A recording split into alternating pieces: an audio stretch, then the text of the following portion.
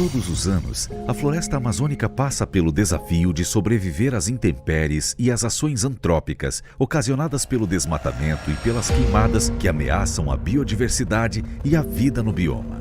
Esse cenário crítico na região amazônica será o tema da webconferência Desmatamento e Queimadas na Amazônia, Responsabilidade de Todos, promovida pelo Tribunal de Contas do Amazonas, no dia 17 de julho às 9 horas. Para o TCE, o aumento nos índices do desmatamento exige que medidas urgentes sejam pensadas. In the Amazon, a challenge for all of us. As the president of the Audit Court of the State of Amazonas, it's my pleasure to greet all of the advisors and mainly the mediator and coordinator, the great idolizer of this event, my dear friend, Honorable Advisor Júlio Pinheiro.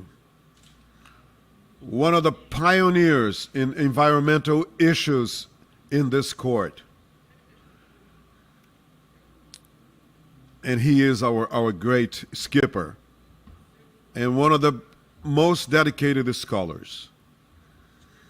I will also extend my greetings to Honorable Wilson Miranda Lima, Governor of the State of Amazonas, Honorable High Court Judge Carla Maria dos Santos, Lieutenant President of the Court of Justice of the State of Amazonas, Honorable Senator Carlos Eduardo de Souza Braga, Honorable Joaquim Leite, Secretary of Development and Forest and Sustainable Development and Forest, representing the Ministry of Environment of Brazil, Honorable Diego Rolim, State Secretary for Environment of the State of Maranhão, representing the Governor of the State of Maranhão, Honorable João Carlos Oliveira da Silva, Environmental Secretary of the State of Bahia, representing the Governor of the State of Bahia.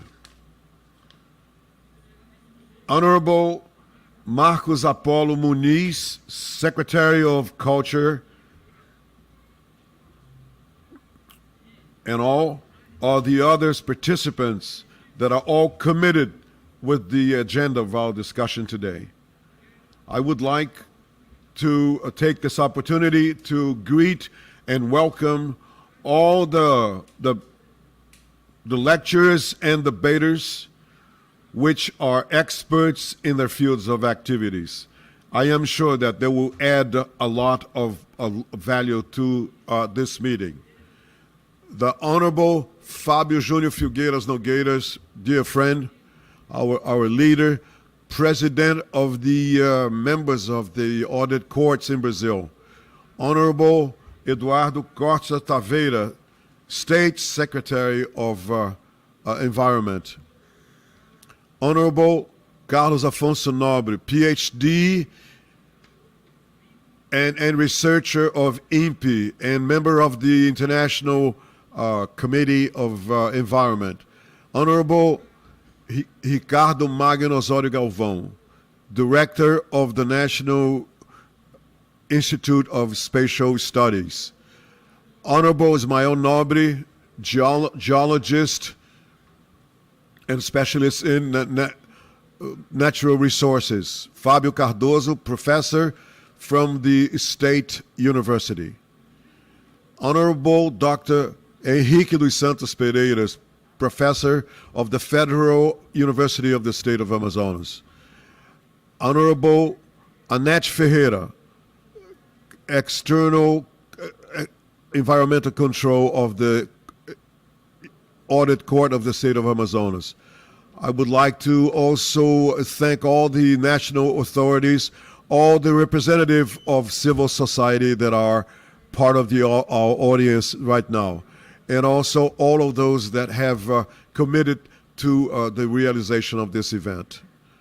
Mother Earth, as said by Pope Francis in the encyclical Laudato Si, says that Mother Earth is our common dwelling place. Through the years and mainly on the last 2 decades, the Earth is not being treated with zeal and and respect necessary for the species survival. In the book written by journalist Elizabeth Colbert, based on studies, 4 years of research and interviews with the most distinguished authorities in the field, she says that today we're beginning the sixth mass extinction of living beings on the face of Earth. The difference now is something that calls our attention to the non-natural extinction, the acidity of the oceans, the pollution of rivers and lakes, the global warming, the sudden changes in climate and reduction of the forest. All of this are contributing to to disturb the quality of life, contributing to disturb life quality, especially when we are dealing with a theme that is being approached in this web conference. Burning and deforestation is something that is happening in our region, and it's asking from the governments of all over Brazil, and also the private and public agencies, to unite and fight back and change this very sad reality. The mission that is established by the Article 225 of the Federal Constitution have to be assumed by all of us. The environmental policy integrated, reinforced by all the other players, national players, requires for social involvement, and it has to be the main item of the environmental policy of Brazil. The ideals of the development, the sustainable development launched by the United Nations, and when it was established, the agenda for 2030, all the aims of sustainable development, there's a lot to be done. What is our mission to be accomplished? What have we done so far? These are questions that all of the governments and citizens have to answer. So I would like to mention here some of the actions that were realized by the Audit Court of the State of Amazonas. We are trying to play our role, and I would like to mention that we've been pioneering the implementation of the variables, promoting the protection of the environment, so that I would like to salute all the antecessors that came before me, and concerning specifically the agenda of control and prevention against the burning and deforestation, we have established 62 processes against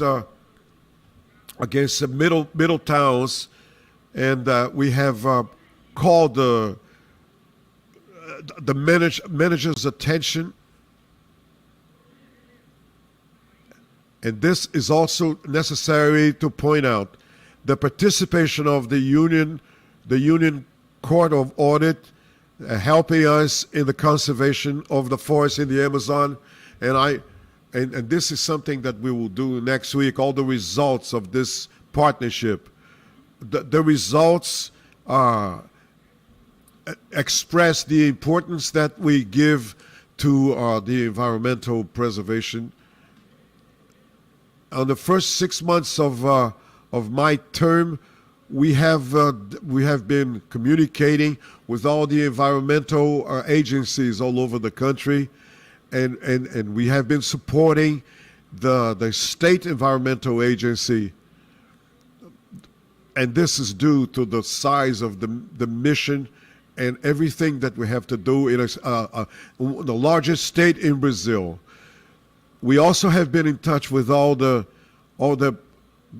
mayor offices all over the Amazon concerning about the environmental education, because to protect our Amazon means to protect and conserve the largest forest in the world. And we are talking here 550 million hectares where the largest quantity of fresh water is found in the world. To protect the Amazon is to zeal for the largest concentration of biodiversity, which holds 20% of the total of the existing species of our planet. To protect the Amazon is also work to ensure the life quality of the urban centers and the river communities where so many Brazilians are forgotten. To protect the Amazon, it has to do with the supporting the productive activity, especially in the area of infrastructure, in a way that we can prioritize the life quality in the Amazon and other places. This debate is showing that the environmental policy has to be integrated and supported by governments and civil society. And it also has to be ensured to guarantee the economical development.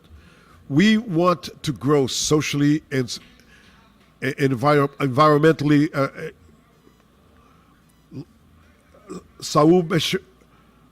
Professor Samuel Benchimol said that any project that is implemented in the region has to be a product of an intelligent occupation, so that we can use and profit from the natural resources, renewable or non-renewable, without extinction or degradation. The intelligent human occupation of the Amazon will only be well succeeded if we take in consideration 5 conditions, which will be the economically viable, ecologically fit, politically balanced, and socially just and efficient technologically. This is the biggest challenge to all of those that really love the Amazon. And I believe, like Khalil Gibran, he said, trees are poems that the earth write to heaven above. They hold the saps, the seeds, the fruits, the mystery of rebirth, the keeping of life of the species. So it's up to us to play as sowers of this better future. Thank you very much to all of you. Right now, I pass the floor to the governor of the state of Amazonas, Wilson Lima, for his manifestation. Mr. Governor. Good morning, President Mario Melo. Good morning, Advisor Júlio Pinheiro. I would like to greet all the representatives of the Higher Court of the Amazon. I greet the Secretary of Environment Secretary and representative from all other states that are part of this web conference, and also the representative of the Academy, and all of those that have positively contributed supporting the projects that are implemented in the Amazon. Let me point out to you the agenda that is responsibility of the audit court is really helping a lot the implementation of the environmental development. Not only showing concern with the social development, but also the keeping of our natural resources. In the state of Amazonas, this is the beginning of the drought season, and this brings a lot of worries because this is when we have the increase of deforestation and forest burning. So the state of Amazonas is focusing on this. Is really concerned about controlling and working hard since May, training people in the middle towns, involving a lot of people to maintain law and order. We have been supported by the Army, and we have started our project of forest burning control, and we have the decline of 12% compared to last year, but we also have a very high concern because right now, as we're leaving the pandemic stage, and many of the efforts were turned for the pandemic against the war against pandemic. So some of the actions to protect the deforestations had to be postponed. And now we are focusing on the economical development that what was on hold. So to keep the forest standing, it has to do with economical balance. So people that are destroying the forest, some of those people are very small farmers that have no other way to sustain their economical and living conditions. But also are the investors, and we have to find a way to balance and keep the forest standing to benefit all the citizens. So we have talked a lot to all the specialists, environmental specialists, and we are working together. And we are focusing on control, fighting all the illegalities, but also making sure that we don't take away the conditions of people that live in the Amazon.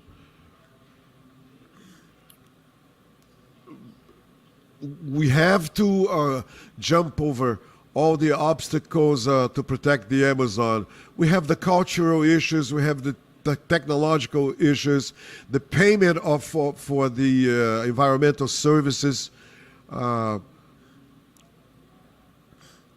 The state of Amazonas, 97% of its canopy protected. So we have been throughout the years protecting the forest, and this number speaks very high. That 97% of our forest is standing.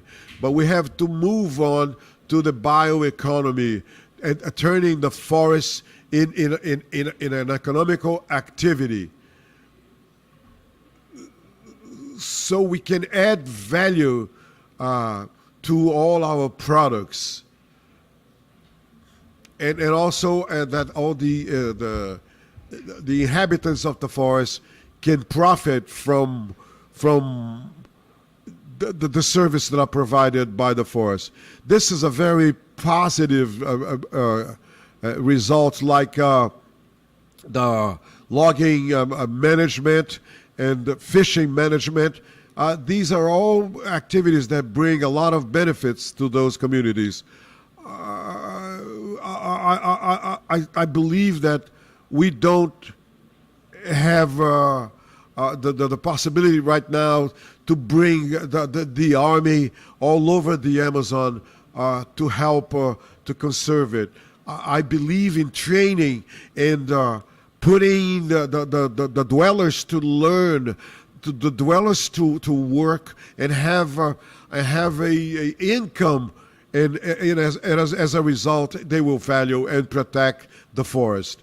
But so the forest also has to extend the social function to all the jungle dwellers, and the protection of the forest and the fighting of all the disturbance that are caused to the forest is something that we believe has to be really taken into consideration. So, to give you an example, the municipality of Maués is creating new jobs through forest services, and people have the responsibility to care for that area. And we have a lot of people working. People are profiting from the forest, money-wise. And when you have the forest dweller profiting, the minute we raise the bar of the living conditions, the results will be better for all. So the Amazon funding is also important. Is something that we have to approach so that we can understand how we can implement the fund and bring profits to the forest and the Amazon populations. In the beginning of last year, we had 30 million reais available. We had some funding from the car wash operation that was passed on to the government. So we have in the southern part of the Amazon, there is some people call it the development area, but it's also a place where a lot of burning and deforestation is happening. So I would like to wish a lot of success, and I believe that through this web conference we will learn a lot due to the capacity of all the lecturers and people that are dedicating their lives to study and find ways to make sure that we can maintain the Amazon forest standing. Thank you, Mr. Governor. We have altogether right now 13,000 people in the audience of this web conference. Almost 3,000 people are joining us at this moment. So I pass the floor and to Honorable Advisor Júlio Pinheiro, and I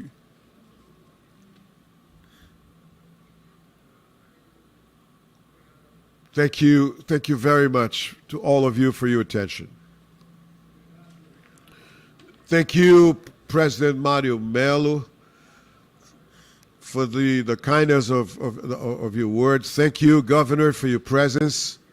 And we are starting at this moment this important event for the Audit Court of the State of Amazonas, which will approach a very much discussed issue and important to the mankind. I'm talking about the deforestation and burning of the forest.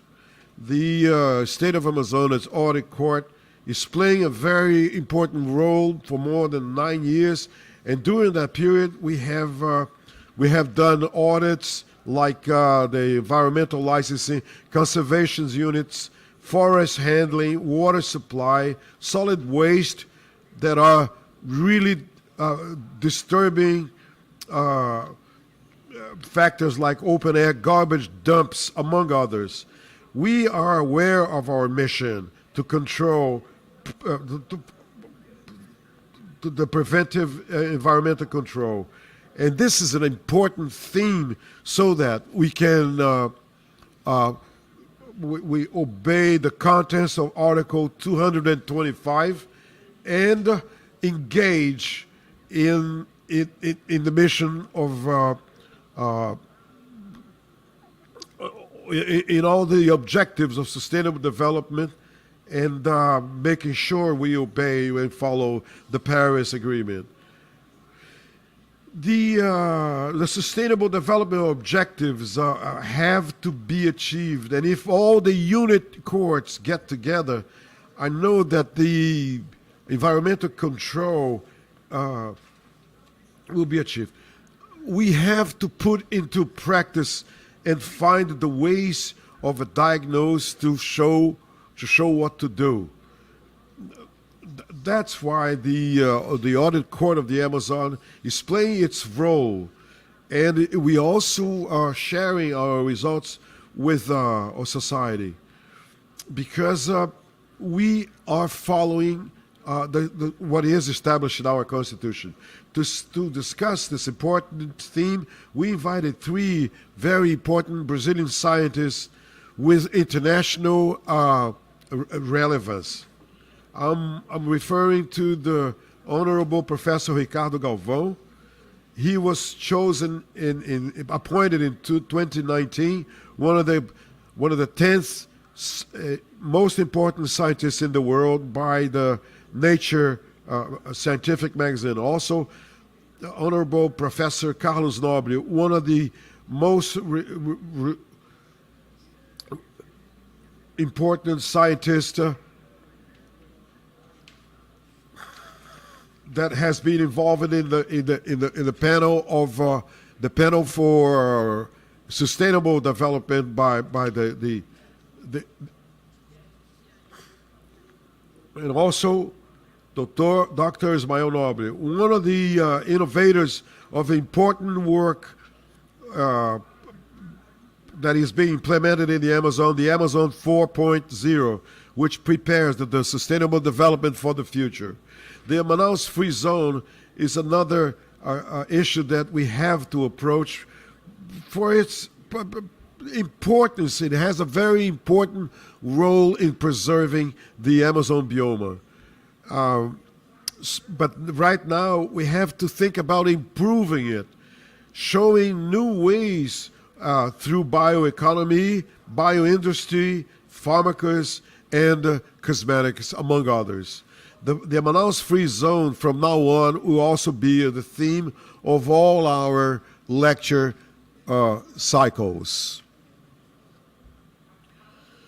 We will invite, we have invited for this event the president of Atricon. He is a advisor of the Audit Court of Paraíba, Dr. Fábio Nogueira, and also Dr. Eduardo Taveira, and our director of external environmental control, Anete Ferreira, which will approach what's happening in the auditing of the conservation units in the state of Amazonas. We will also have presented here the app So Echo, developed together with the university, the state university, which is a platform developed by the Federal University of Amazon. This is what I had to say, and now I wish all of you a very successful web conference. And now I invite Professor Honorable Ricardo Galvão for I would like to read a part of his CV. He's a physicist. He's a professor of the University of São Paulo.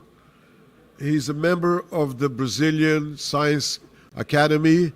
He's the director of the Brazilian Center of Physics Research and the president of the Spatial Research Institute, and has received many awards on the fields of physics. So it's my pleasure to pass the floor to Dr. Carlos Galvão to make his conference. And I'm sure that we have a very high interest in listening to him. Good morning, Advisor Júlio Pinheiro. Thank you for the opportunity to be part of this conference. And also I'd like to greet all of my colleagues. I want to focus my presentation on an issue that I consider essential. It's the relationship between science and the making of public policies. And this is deals with the preservation of the Amazon and global warming. So please show me the next slide. I start mentioning the report published in 2016 by the Scientific Advisory Board of the United Nations. And what you see here is related to what was mentioned by President Mario de Mello about the importance of science when you are writing public policies. It says here very clearly that sustainable development is one of the most daunting and complex challenges faced by humanity in its history. Therefore, it follows naturally that sustainable development policies should be informed by humans' best available knowledge and scientific practice.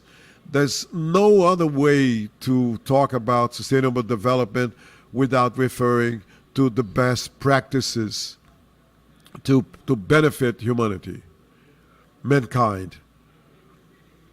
I will, during my program, I will show you some, please leave that. I will point out some of the problems, and I will mention some examples, and of course it involves political issues. And I just want to point out, I'm not criticizing any government, but I have to show here a few examples that make clear that without the involvement of science in the public policies, we will have problems. Here we have a publication of The Guardian. This was in November 2018. This newspaper identified a problem that we will have in the future based on the speech of Chancellor Ernesto Araújo that referred to the climate changes would be a Marxist plot. This is the type of criticism that really makes things difficult as far as sustainable development is concerned. You see that's the red line there. And this presentation will be available when I'm done. It's the speech of Chancellor Ernesto was undermining the actions of Brazil concerning the preservation of environment and climate change. So internationally, the leadership of Brazil was very well appreciated as far as the policies of environmental preservation was concerned. This problem also came afloat through this article that was published by Folha de São Paulo. Luis Marques, our colleague, published from UNICAP. I recommend the book that he wrote, Capitalism and Environmental Collapse. This book points out the problem of environmental conservation to predatory capitalist practices. So on January 6th, 2019, this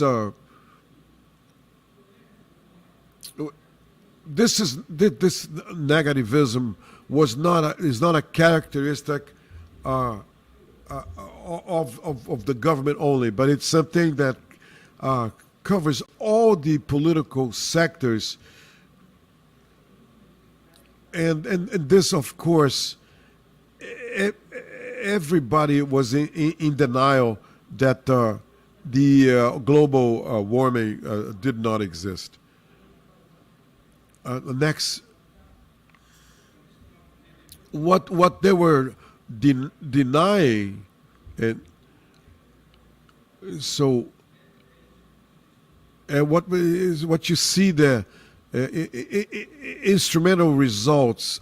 Those are results since 1885 until 2014. So this is the temperature changes along the years, and this is starting in the beginning of last century. A lot of people don't understand why there are temperature changes, why there are times with higher or lower temperatures. What we see there, it's similar to the numbers that are showing the medium rates of coronavirus. The curves that you see there are scientific data. This was measured by NASA, the meteorologic service of the United Kingdom, the United States, the meteorologic stations of Japan. They created this data. This is not a Marxist conspiration. Those are real data, tested, and are well used right now. As a physicist, I cannot. I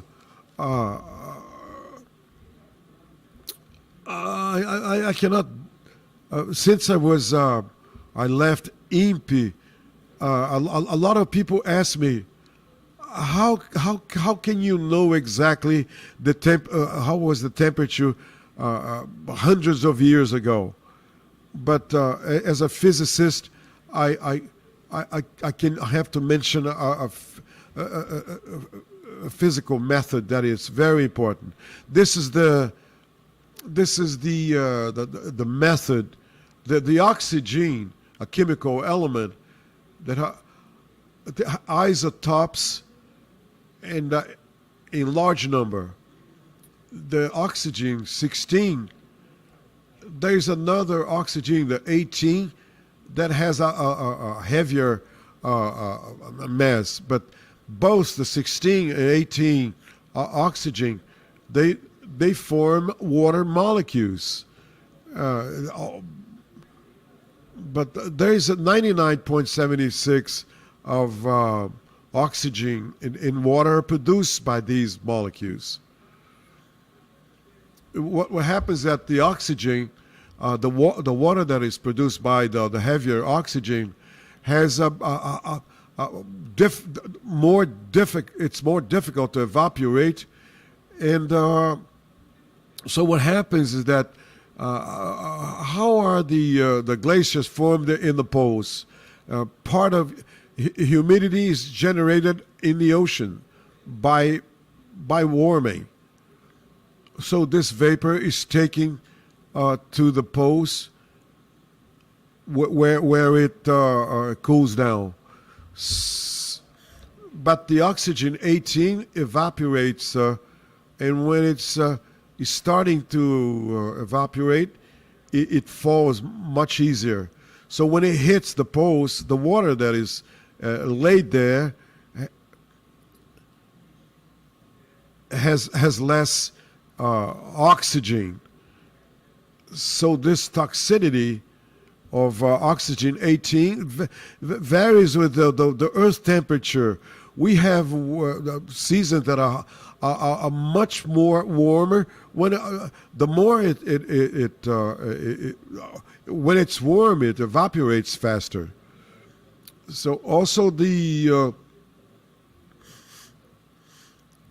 so what happens is that we can measure the amount of oxygen 16 and 18 in the pole glaciers and the oceans. We can by that find out what was the temperature when that water was frozen. what you see there are ice tubes that was extracted from the glaciers in Greenland.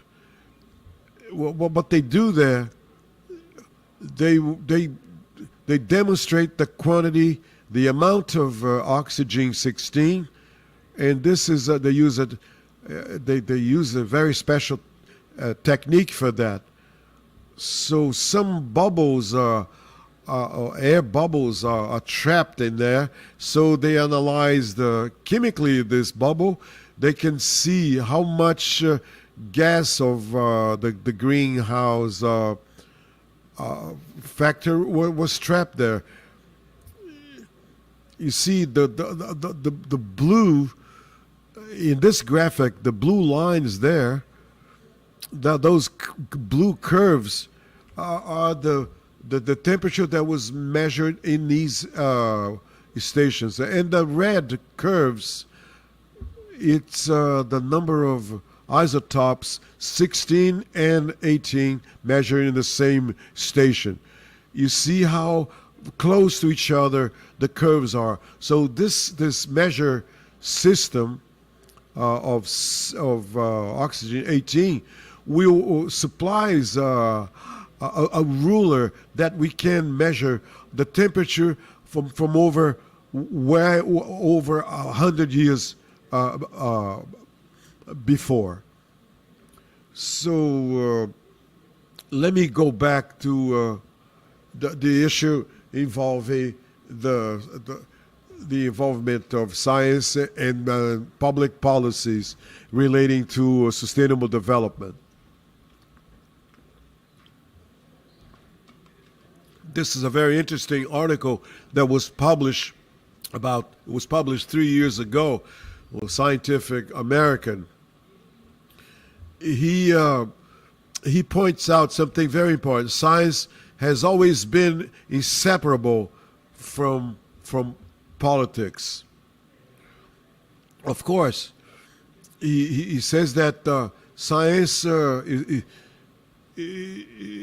is not develop alone. To happen, it has to be the support of society, and this is done through the public policies.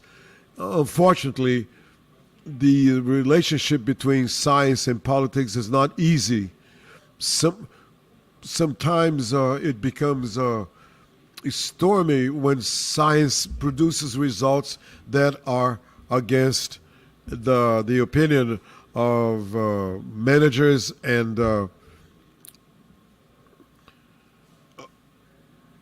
but let me give you an example to make you understand that. You see, science does not depend on a political reason.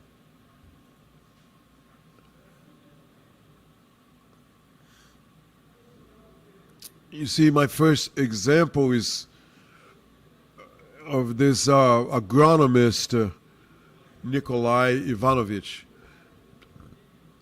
He dedicated his life to develop seeds that were important to mankind feeding. So he dedicated to improve seeds that were important for the mankind supply. He traveled for more than 20 years in different countries collecting seeds, and he collected seeds from more than 200,000 species that were stored in the storage house in the Soviet Union. You see, in the Soviet Union, there was a sued scientific called Trotin Lysenko. You see, we had sued scientists in Brazil nowadays. Lysenko was against Ivanovich. He said that genetic was a pseudo science that was trying to give biologic justification. So he he was completely against Vavilov, and his dialectic was appreciated by Joseph Stalin. So Vavilov was arrested and sentenced to death in 1941. His sentence was later on commuted to 20 years, and he died of starvation in prison in 1943. So this is a very hard example about the relationship of science and politics. Here's another one. This is Roger. You see, when I left INPE, a professor, a friend of mine sent me this message, and this is what he wrote. A cold wind is blowing through the world when the Bolsonaro and Trump and today bluntly denied facts and pursue the shorten of unethical advantages. It reminds me of the infamous reply from Adolf Hitler to Max Planck when he tried to petition the Führer to stop the dismissal of scientists on political grounds. And he made a petition so he would stop firing scientists for political reasons. Hitler said, Hitler's replied, "Our national policies will not be revoked or modified, even for scientists. If the dismissal of Jewish scientists means the annihilation of contemporary German science, then we shall do without science for a few years." And this is the kind of danger that we can face when we deal with authoritarian governments, and that's the reason why we should be very careful in choosing electing our politicians. In Brazil, and this is something that let me show what happens. I know that we have a representative in this conference of the environmental ministry, but this is just to show you how concerned we should be in this relationship between science and public policies.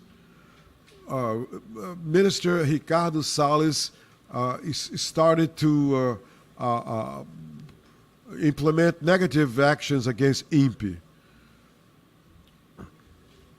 So this war against the INPE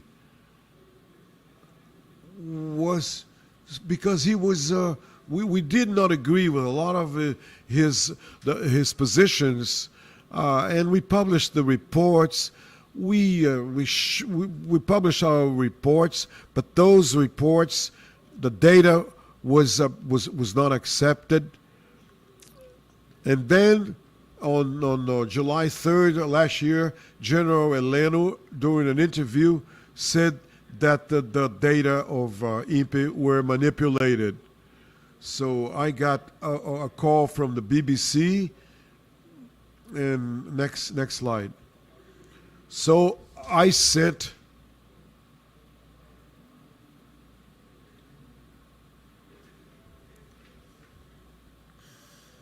You have 3 minutes, sir. So I sent a report to Minister Marcos Pontes about all our activities, showing that it was necessary to stop that conflict. So the next slide.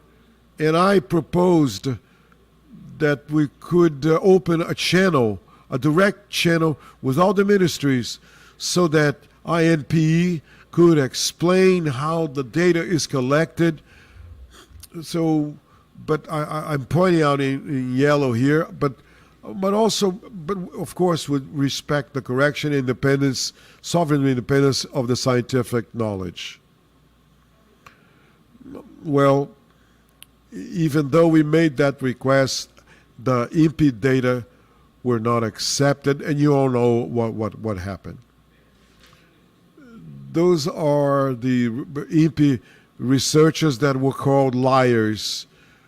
You see Lúbia Vinhas, Dr. Lúbia Vinhas, that was fired recently. These are the data that are being contested. We started collecting it in 1988 on focusing on the deforestation in the Amazon. You see that the highest column there, this was 2004, dropped it for less than 1,000 square kilometer using the system implemented by INPE. When the government says that INPE data is not fit for the monitoring of the Amazon, that is not a factor. I don't agree with that.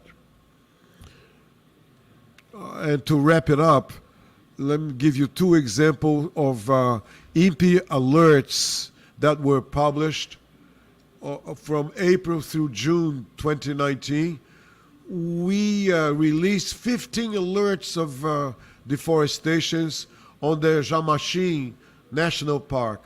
You see the areas along the highway, not a single action from IBAMA to protect that area. Now, to finish, we'll give you.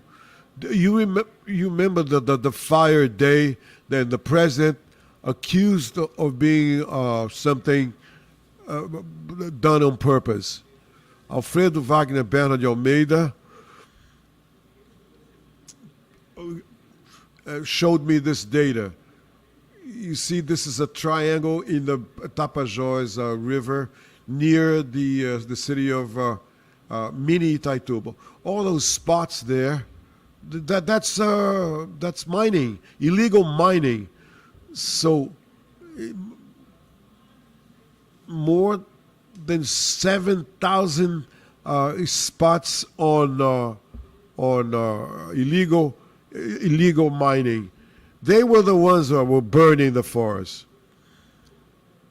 It's not only the poor people.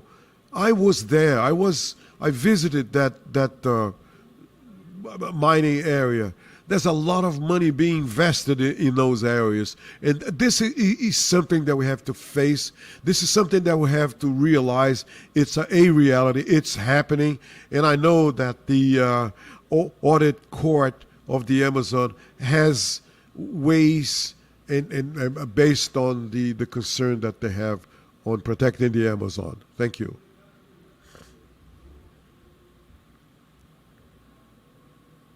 Thank you, Professor Ricardo Galvão. Thank you for all the information you passed on to us.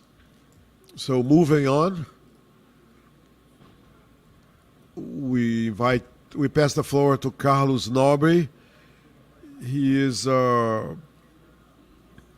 from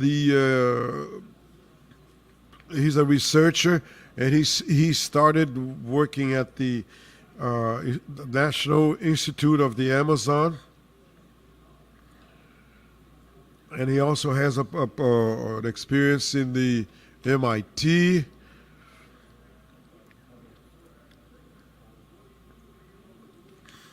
He was one of the authors of the fourth report of International Panel of Climate Changes.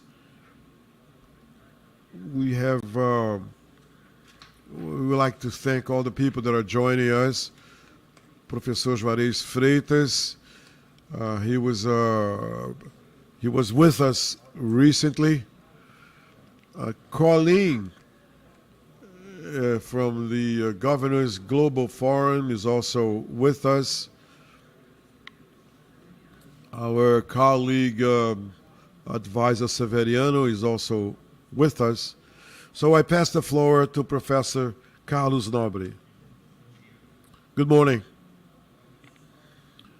Thank you, Advisor Júlio Pinheiro, for the introduction. Thank you, Professor Ricardo Galvão, for the brilliant program showing the value of science. We will not advance as a nation or planet if we don't retake the ways that are pointed out by science as the only way for sustainable development in the future of the planet. This is very clear, and because if we stay away from science and we lose this battle, we will go down the drain. I would like to refer more to a lot of research that I've been involved for many decades about the risks that we are taking right now and how close we are of a black reality, and this is based on scientific data. The Amazon forest has developed and it took millions and millions of years. It is an ecosystem very unique in tropical forest. It developed as one of the largest biodiversity areas in the planet,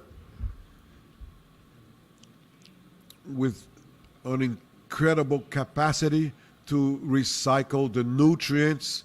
The tropical soils are very poor, and the forest recycles the soil and keeping itself alive. And also the capacity to generate part of the downpour that happens in the Amazon. Though this is a very unique characteristic of the Amazon forest, but the Amazon forest has the largest characteristic.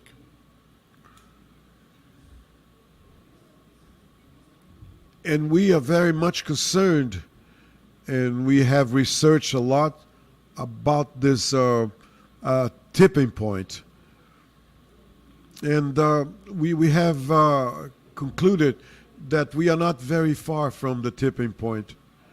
And what causes that risk of the disappearance of the Amazon forest, of course, the burning of the forest, the deforestation, those are the factors that are happening at the same time, and they are interacting. The synergetic effects of these factors are taking us to that risk.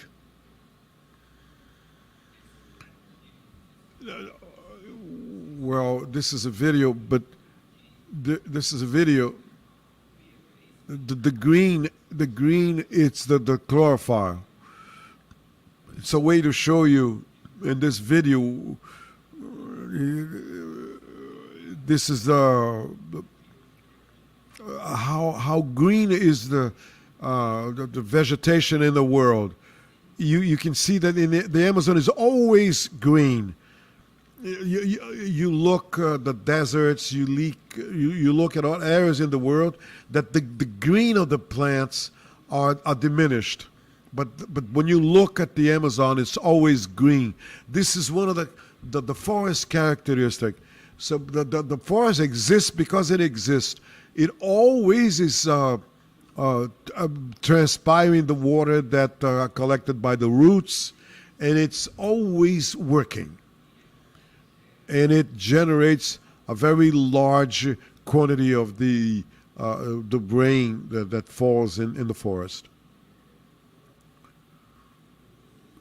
to all of you that live in the Amazon, and you know that reality very well, the rain falling in the Amazon.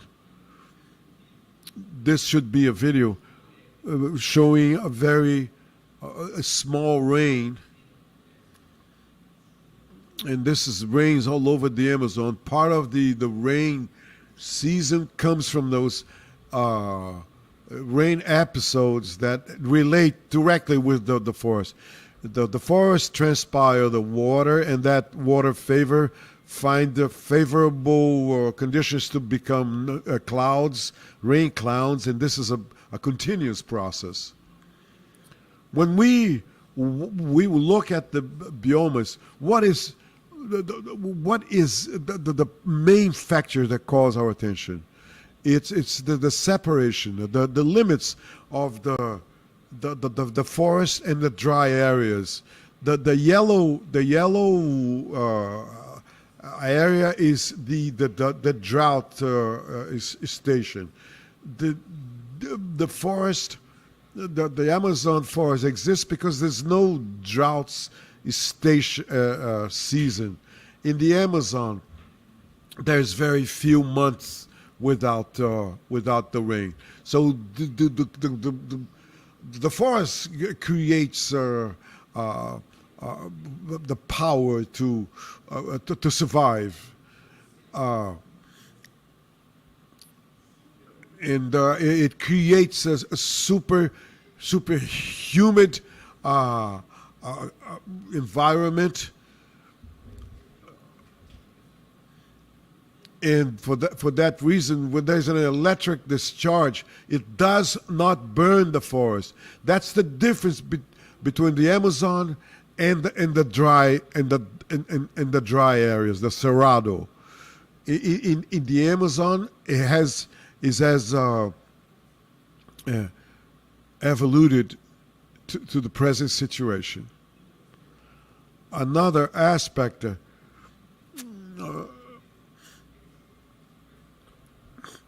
The forests of the planet provide a very important biological service. They take out 30% of all the carbon that we breathe. Professor Galvão showed us the effects of those gases on the global warming. So the forests are the most important sink of carbon dioxide emitted by human activities. So they take something like 10 and 12 million. The Amazon was able to sink 2 billion tons, and this is the capacity of the Amazon of sinking carbon from the atmosphere. And this is why we believe that the forest is very close to a tipping point. So, of course, deforestation, the burning of the forest have been causing that. This is a graphic of the Amazon basin. It has about 7 square kilometers, 7 million square kilometers, and we have lost more than 1 million square kilometers of forest. And so we see that this graphic is from 2017, and you can see that deforestation is increasing. This is the map of deforestation. It very clearly, you can see it, what they call the fire arc on the borderlines of the Amazon in Peru, Colombia, and this is a pattern that where the most part of the deforestation is being done. So something like 16% of that area have been already been deforested in the Amazon. Brazilian Amazon, 20% has been cleared. This is the data from INPE. It shows those are the daily alert. What we this is something. Please let me endorse here that our incapacity to detain, to stop deforestation has nothing to do with the data that is published. They show 100% of the areas that are being deforested, and that is something that was happening for over 2 months every day. The satellites images were showing. So what's missing here is supervision. There's no problems with the satellite filming and showing us those the deforestation areas. You see, 2016 and 15 and 2016. Since then, deforestation has increased. In 2019, it was really a bad situation. And right now we have a trend that these deforestation happenings are increasing. But of course, the impacts are felt in health. After the area is cleared, so we have to focus after that to keep the monitoring, to control illegal deforestation. Most of the deforestation activities are illegal. All the studies show that over 80% of the deforestation activities in the Amazon are illegal.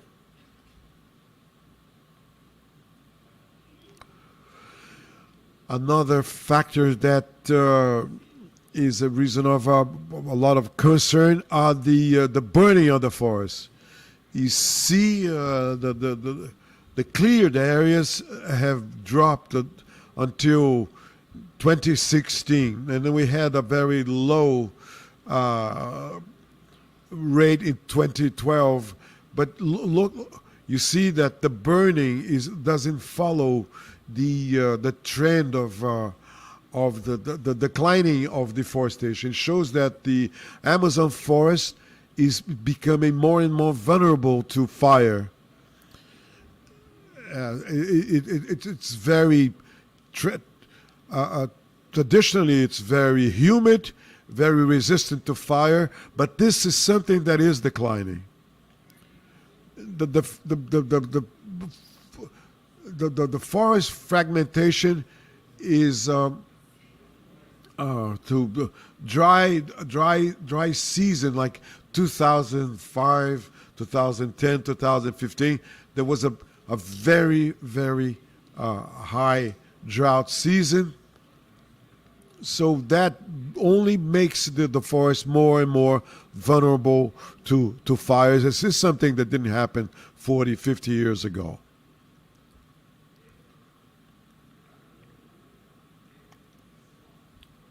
This goes to show that science, this is over 30 years of research,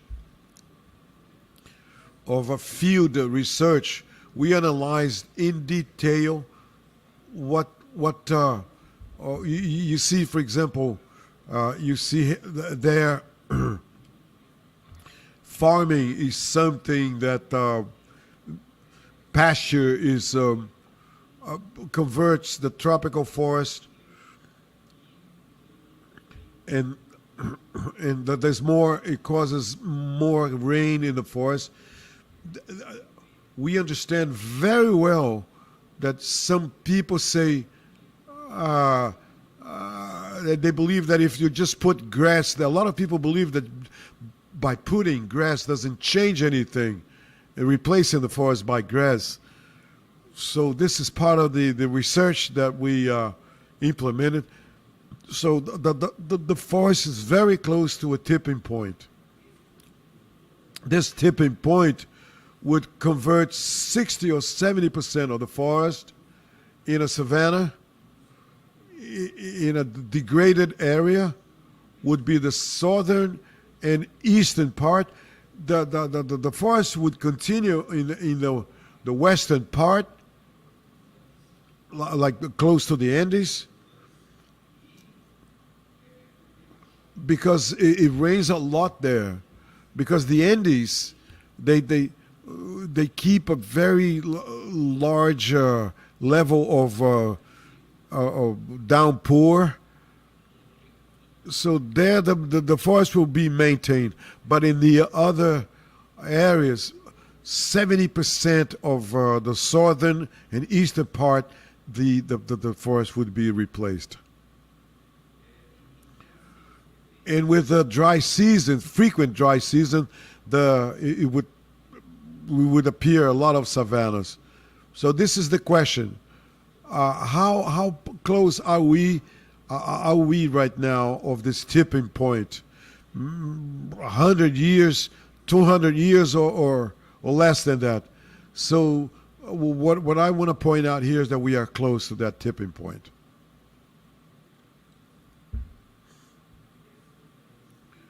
This is a study that shows when the climate change. So in the middle of the century, when we had 20%, we are now at 17%.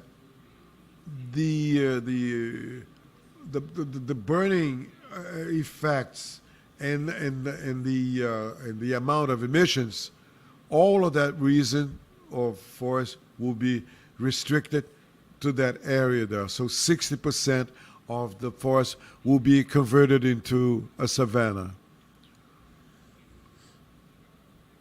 Would be a very degraded savanna area. Why are we so concerned about that? This is not theory based on math models of forest climate. It's because we see that happening. This is happening. This graphic is showing that in the southern part of the Amazon, 50% of the Amazon, the dry season is increasing. So in the 80s, it's like 3 weeks longer. The dry season has extended for 3 weeks. So this shows that the places where you have more deforestation, the southern part of the Amazon, the dry season is longer, is becoming longer. So the beginning of the rainy season is it's like 4 weeks late. So the southern and eastern areas of the Amazon, we see the dry season that is longer for 4 weeks. The temperature during the dry season is 3 degrees warmer. The water supply is diminishing. You see the forest is losing the capacity to sink carbon. All of those elements are elements that we can see that it's I'm not talking about theories, but scientific results. This is happening today. And this is why I'm here alerting, pointing out the tipping point is very close. So if we go beyond 25%, and we don't put a stop to that burning and devastation in the next 30 years, we will cross the tipping point. So we will not control the global warming, and the fire is still being used, and there's no need to use fire in the modern farming processes. Can we stop the tipping point? We have to go to a future based on sustainability and fight against the future that is we can see in front of us. Can we find the sustainability future? The great potential of the Amazon is based on the richest of sustainability of the forest and the service that it can provide to Brazil and the world. This is what we have to aim at, not 10 years from now, but now. We have a new planet now post-pandemic, so it's very important to sustainability, ecological sustainability of the forest, and that's how we can maintain the forest sustainability. And this is what I had to say, and we have to focus on becoming the first environmental potency of mankind. We have a very, very advanced scientific community, and we can promote the information that will bring sustainability. So the Amazon is the main core of sustainability in the world.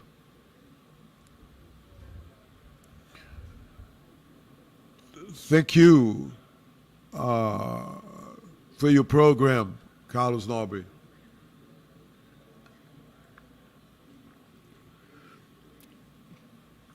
We are sharing all the information that we collect through the auditings, and this is something that we've been doing for more than 10 years. This is it's being understood by all the audit system in Brazil. Now I would like to pass the floor to the biologist Ismael Nobre. He's graduated from São Carlos University. He's post-graduated on population studies by Unicamp.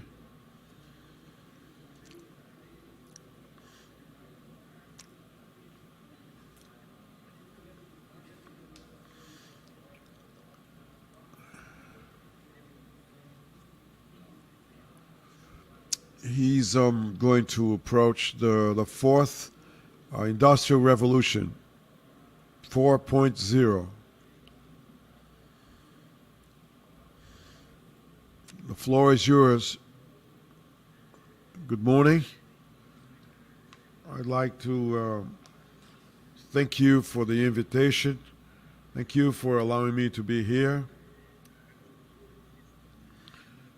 And it's a pleasure to be here with so many experts.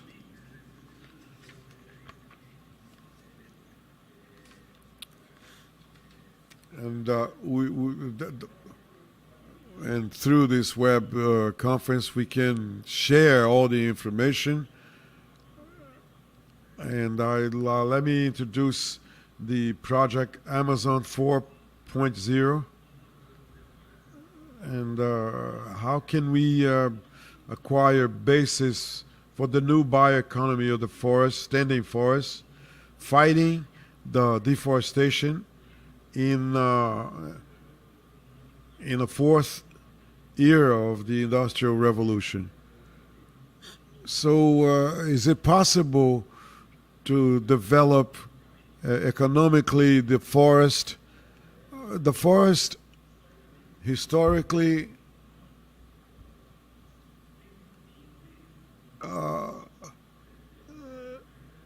requests the sustainable development, but for the past 30 years, nothing has really happened.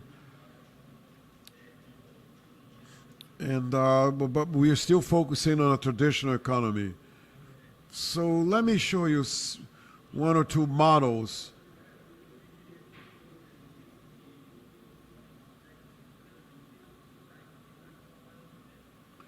So the slides are not visible.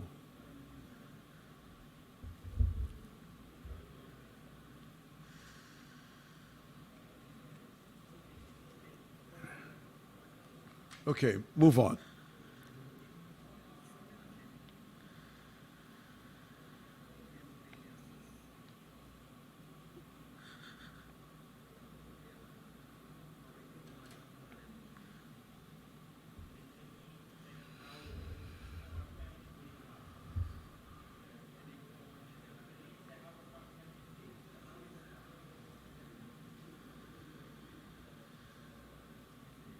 Sorry for the interruption.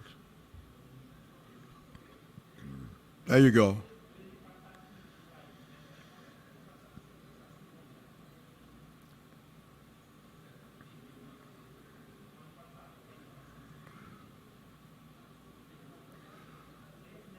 You can move the slides.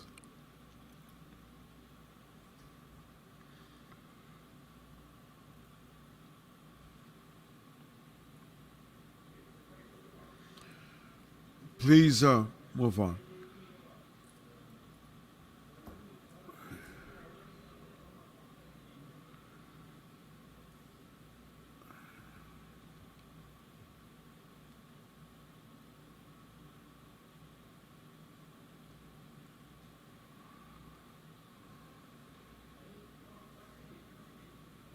Okay, go ahead.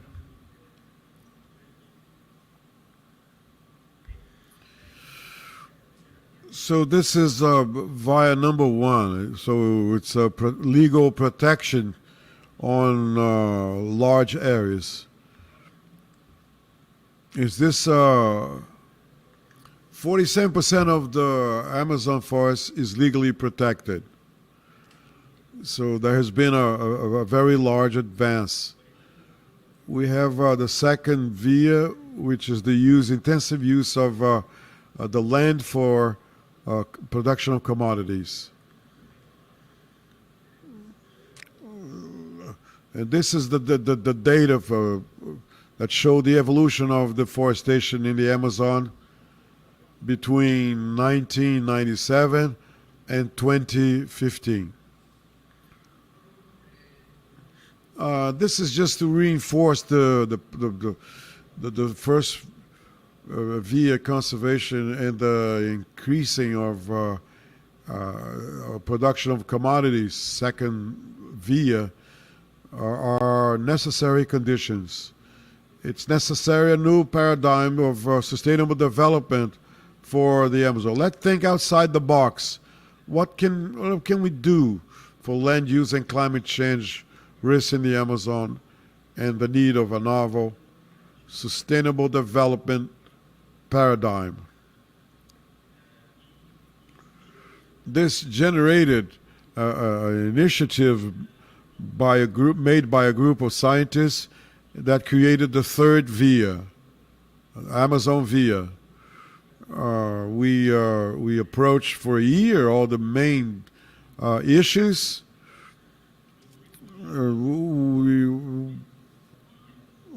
Aiming the conservation of the forest, and they reached the definition of an idea of the Amazon 4.0. They're using technologies to provide economical development, respecting the forest, based on the values of the forest. Concepts were defined, and also fundaments. So this is the project Amazon 4.0.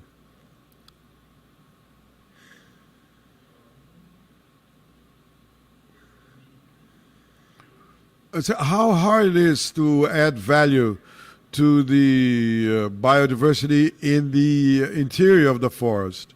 So this is something that never happened. So there must be some reasons for for this not to happen. It's based strongly on local communities as the main actors and benefactors. Before we talk about who are those people that are benefactors? So I got data from the government, data from 2010. How are they distributed in this territory? This is the settlement projects, villages, cities, indigenous settlements, and villages, small towns. 4,438 localities in the legal Amazon. So this has nothing to do with when people say that the Amazon is an empty space. So as you can see, there are lots of localities, thousands of people living in the area. And this is how we are projecting the implementation of this new economy. We have a small, that there's isolation, infrastructure, logistic, processing, quality, volume, equipment and training, business, access to market, competition. Those are factors that we have to put together to respond to demands, access to markets. All those factors are needed, are in need of solution to add value. Otherwise, the economy will remain the same as it is now. So this is something that will be done in other places and not in the Amazon. So I'll give you some example of technology that are used for the economy of the Amazon based on biodiversity. The Madeira Mamoré Railroad. So in the end of in 1910, it was what we had in best in technology. It was the Industry 1.0. For land in the state of Pará, it was Industry 2.0. And then we have the Manaus Free Zone as an example of the third industrial revolution. And then we go back to the same question, how hard it is to add value to biodiversity in the interior of the Amazon. The difference now is that the fourth industrial revolution is happening. We have the Industry 4.0, which is marked by the characteristic systems, internet and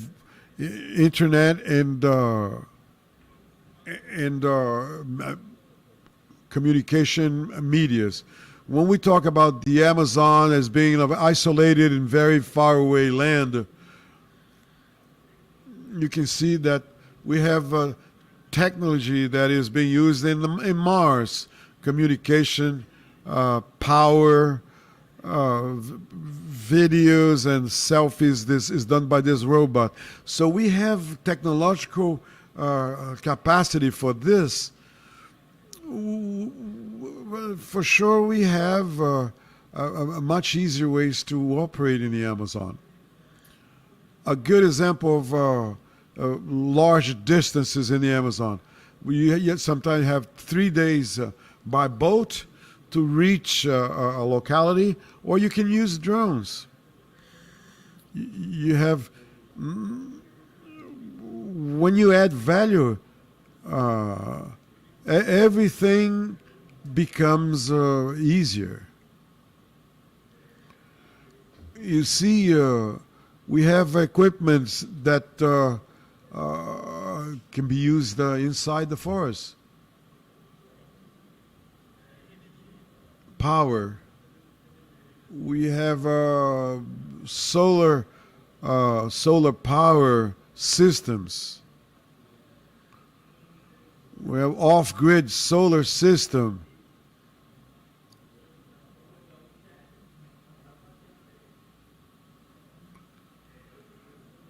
In communication, we have many options via satellites that are available.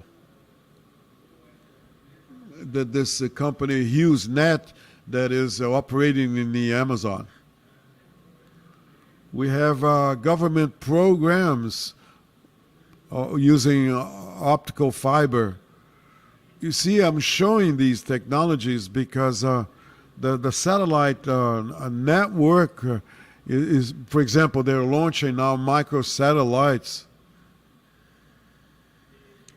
We had local networking that are very important to add value to forest products.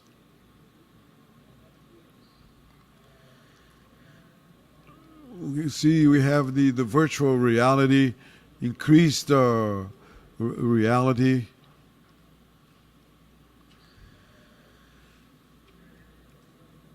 So we had internet that is used to move and operate machines, and the Internet of Things.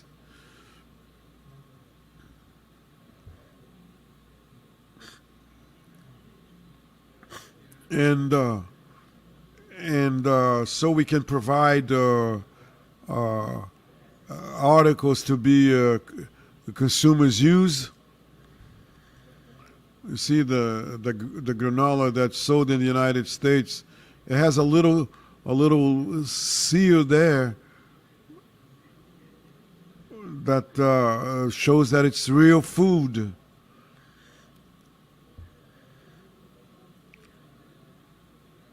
So is this population prepared? The population is prepared to demand for better quality. So we now have new platforms used in real time. We have sales through the news, the media, social medias.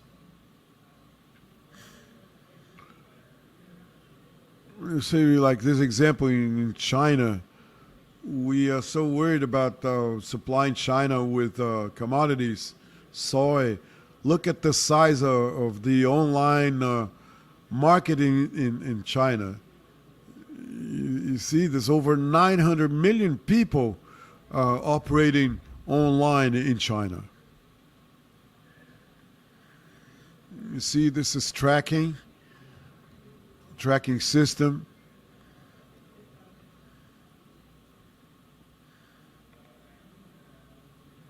This is a good example of the acai.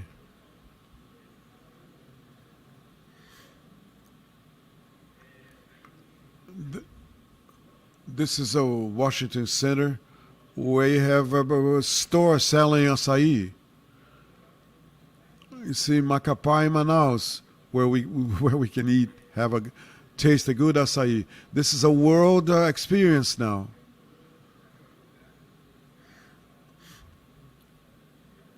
You see, American tourists came here and took it to the United States.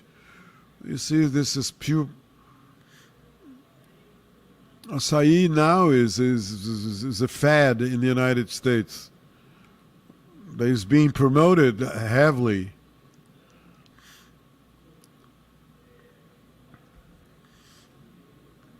This is the type of products that they sell in the United States. Even acai vodka is being sold now.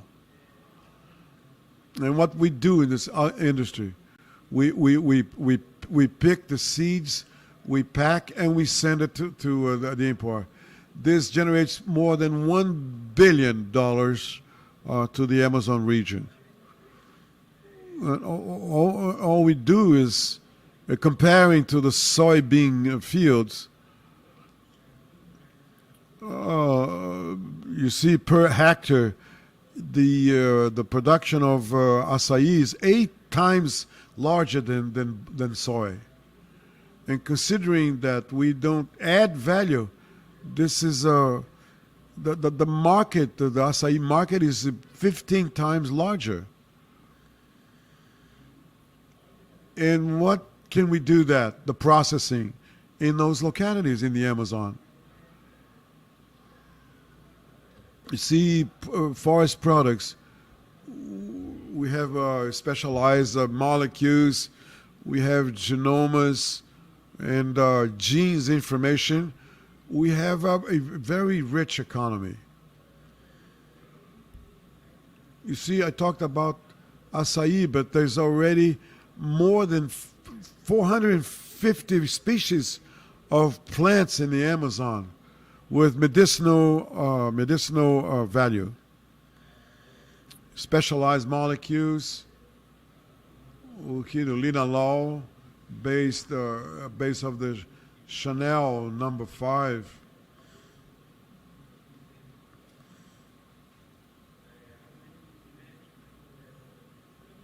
You see the pirarucu fish scales.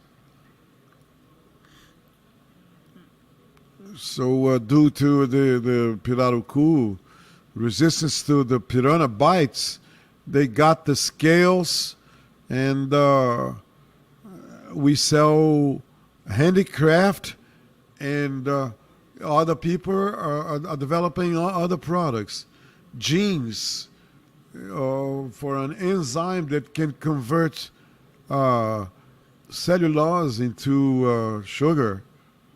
And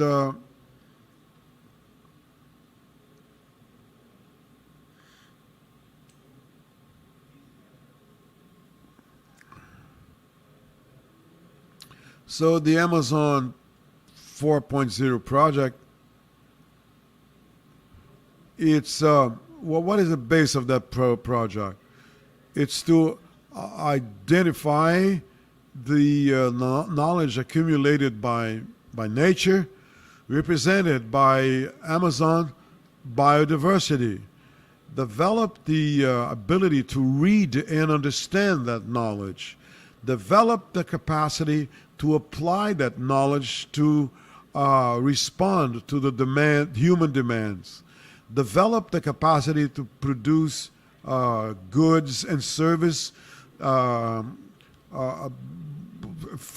provided by biodiversity, to include the original products of biodiversity in a local bioeconomy and global, to perform benefits of distribution of benefits in a socio-economical way, and to improve the quality of life of all the individuals involved. To design the base for a intrinsic valorization of the Amazon bioma by society.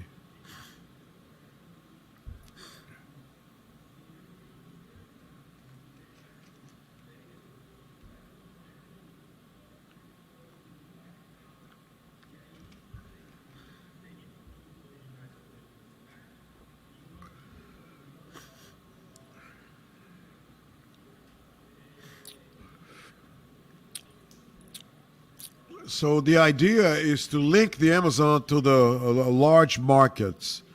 Not only, we're not talking about the price of the raw product. We have to think all this model, the third via, and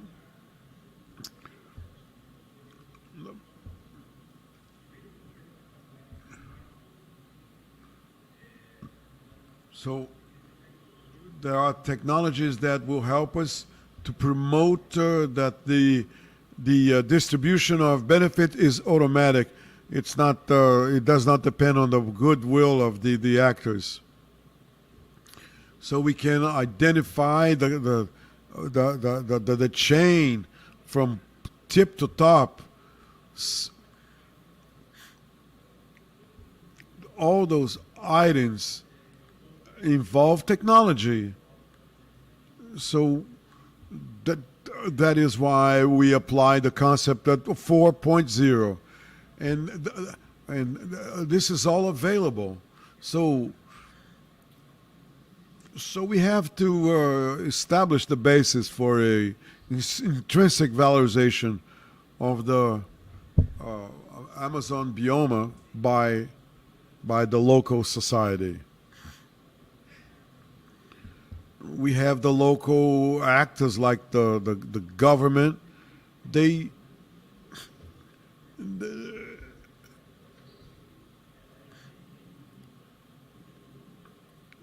see, what the actors have to understand that this is a fact that only exists in the Amazon.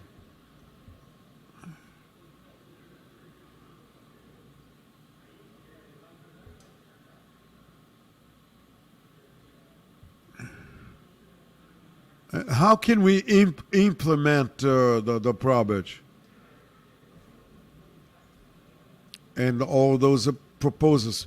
We created the creative labs of the Amazon, involving the productive chains. And then we created mobile structures that can show in the field. We can process the from raw material to the final product, and then allow people can be involved in this creation. We take all the tools, the technological tools, and the local populations will play a role. They will participate and be involved. We have mobile structures, and then we have the Brazil nut. We are remapping the productive chain. We are identifying the chain, and there are lots of things that can be used as a byproduct of the Brazil nut, like this paste. Like milk of the Brazil nut, and cookies and other things, creams for the skin cream, and we have designed worked on the design, and all the technologies are being used to supply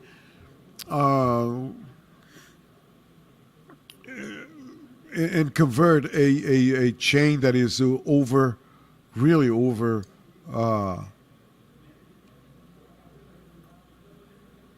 So let's look forward. What is the real advantage for the Amazon countries for the rich nations? Where the Amazon countries can worldly lead in the implementation of bioeconomy, starting based on incomparable biodiversity, and also bioindustrialization being shared. It generates income through the products, processes, new knowledge, and will put us ahead of the competition. In looking ahead, we'll add value of forest to forest products in small productive installations. Well, we have agroforestry systems management to supply authenticity and quality to the raw product, and preserving the capacity of production. And so this is our project. a paradigm of development, sustainable development for the Amazon and its people. Whoever is interested, we have this article which has been published, and the scary code will lead you directly to the publication. Thank you for our sponsors. Thank you. This is it. Thank you, Dr. Ismael Nobre.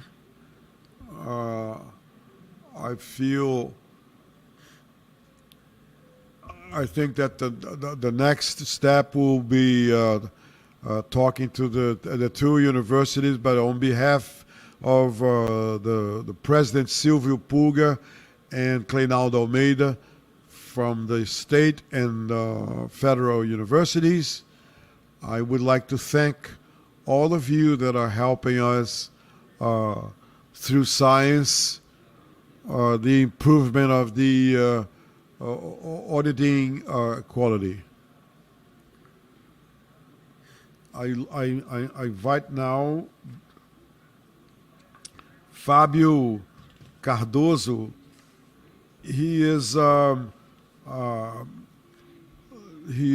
present a tool that was made by many hands, which plans on aligning the technology and reaching the population so they can participate and allowing us to obtain the information about environmental damage in the Amazon. So I invite Dr. Fábio Cardoso to introduce the app Sou Eco. I am Echo. This is I'm very happy for the launching of the app I am Echo. I believe this is a light for the environmental policies. We need the help of all of you, and this is something that I want to point out here. Government, you people participating in this web conference, I ask you to really promote this app. Before I talk about the app, let me introduce you the team members that were involved in this project. I was a participant, and also of Júlio Pinheiro, the advisor, was the idolizer of this project. But he also played an important role in the technical demands of the app. We had the participation of the University of the State of Amazonas students, Isaac, of Professor Raimundo Cláudio. He will mention the aims of this app. We also had the participation of the Amazon audit course, professors of the university, and the challenge of the development of this app was really pushed ahead by the support of the audit court and the University of State Amazon. This app has the aim of making it easier to establish the reports on environmental damage, environmental negative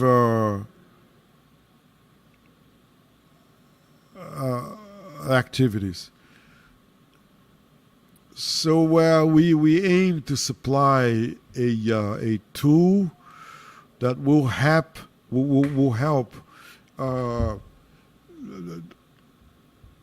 diminishing the impacts, environmental impacts. And we feel honored, and it's a privilege to be invited to be part of this web conference. This is an initial contribution, so we can move ahead with more contributions. Now we pass the floor to Isaac. He will detail the next steps. The next step for this app, we will publish in the iOS system. The application is only available for Android. We also are going to be forming a training course to the participants of the audit court, and also promote the app through video and images, so the user can point out through the app whatever is disturbing the forest, whatever is and let me show you the video, the video introducing the app.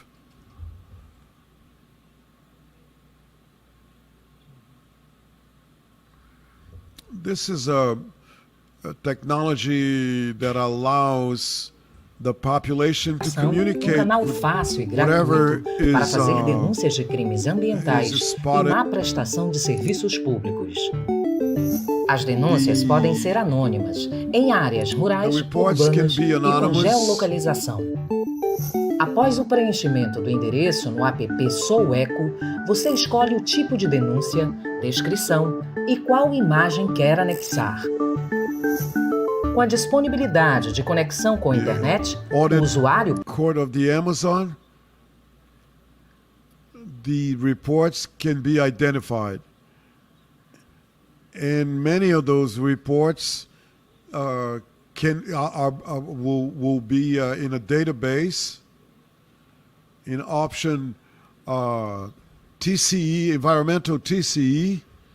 We will be mentioning the many areas of activities of the court. And it also has a little a brief CV of the idolizer. And we would like to present acknowledge our sincere recognition to all the TCE advisors, members of the Directory of Environmental Control, especially Annette Ferreira, Isaac Wilson, professors from the State University. Also, we'd like to mention acknowledge all the professors of and these people that are part of the team.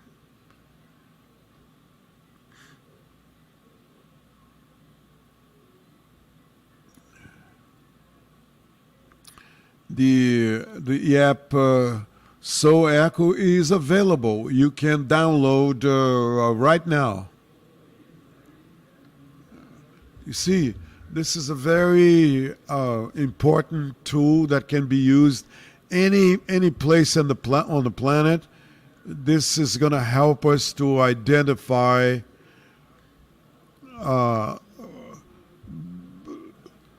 those burning and deforestation, and we believe that the auditing will be much easier now, because we will know exactly what is happening and what is happening, and the response will be more effective.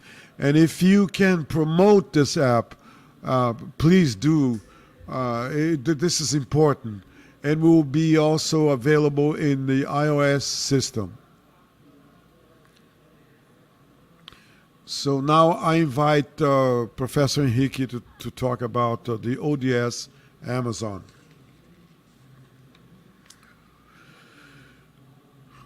I would like to invite Alan to help me present this atlas.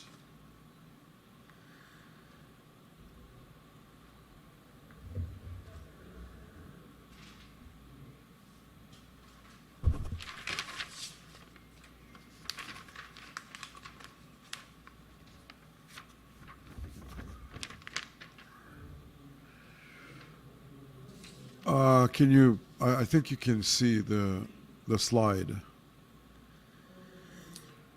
So, we are part of the Federal University of the Amazon. This project was developed together with the Audit Court of Amazonas, and is part of the post-graduation program of the Federal University.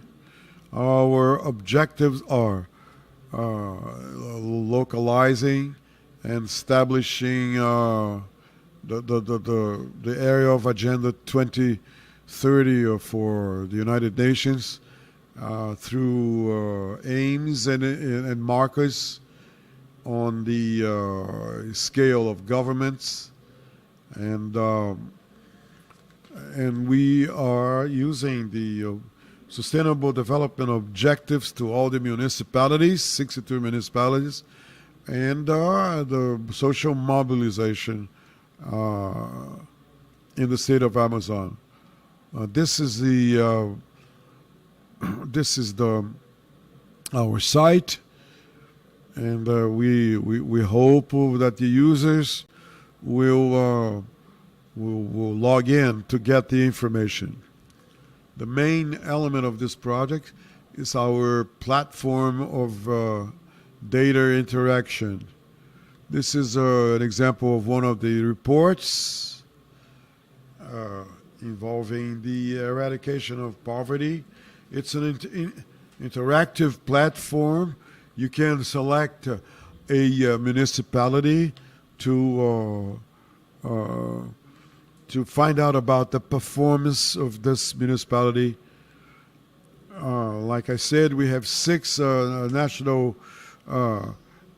markers, and they are ready to be adapted to the municipality scale. This is part of the partnership with the Audit Court of the Amazon. You see the transparency marker, and then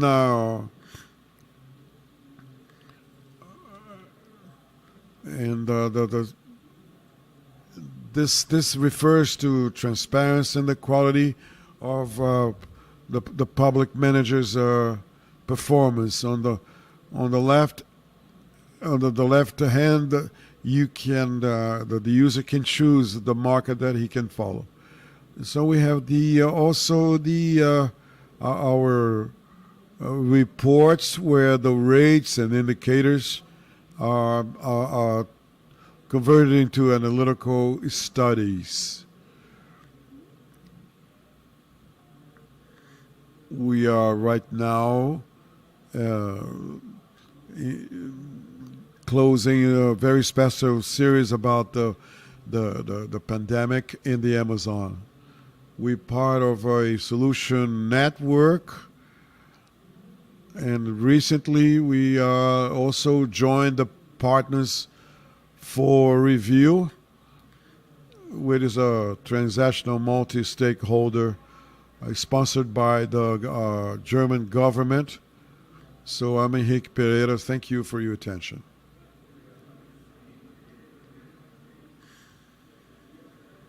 I would like to thank the Federal University of Amazonas for participation, and so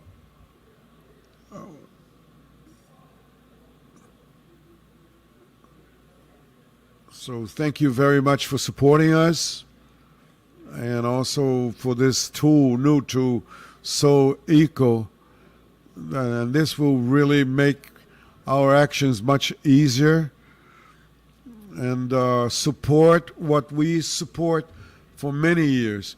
The audit courts have to play a role in as far as the environmental issues are concerned. This is what we fight for. So the universities, we would like to thank all of you, all the teachers, all of the professors that are playing a very important role in this partnership. Professora Terezinha Mesquita, it's also a professor from the State University. So we are working together harmoniously and producing products and tools like the ones you have observed. So now we start debating. I pass the floor to Fábio Nogueira, which is a audit court advisor in Rio de Janeiro, and so he's going to approach the many methods that will make it easier to the audit court to produce their reports, their auditings, and this refers to coordinated auditing in the Amazon. The floor goes to Fábio Nogueira. What are your thoughts about what we are mentioning here in this web conference? Good morning. I would like to greet Auditor Júlio Pinheiro. He is involved, and he has embraced this cause, environmental cause, many years ago, and he's a real important player. And other audit courts are starting to focus on this type of actions. And I greet here the president of the audit court and all the members of of this web conference, which is a initiative that deserved all the accolades. I want to make an invitation here. We will perform our national meeting, and you are invited, Júlio Pinheiro, to be one of the lecturers. And I know that you'll be happy with this invitation. So deforestation and the burning of the forest are challenges that is common to all of us due to the importance that the Amazon represents to the world. 20% of the living species live in the Amazon. So this is the Amazon is a subject of the world importance. I want to greet the governor, Wilson Lima, greet Eduardo Braga, Senator Eduardo Braga,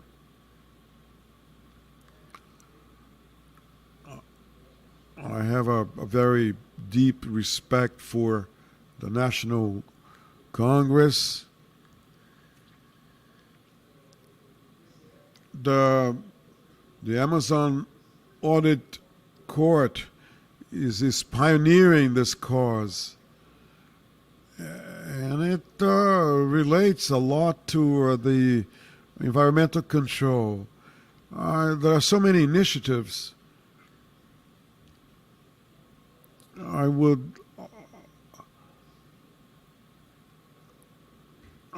also want to thank Dr. Carlos Nobre. I greet Ismael Nobre, but allow me to mention the pioneering initiative of the Amazon Audit Court. Let me mention here the operational auditing that involved the union, audit courts, and all the states that are part of the Amazon.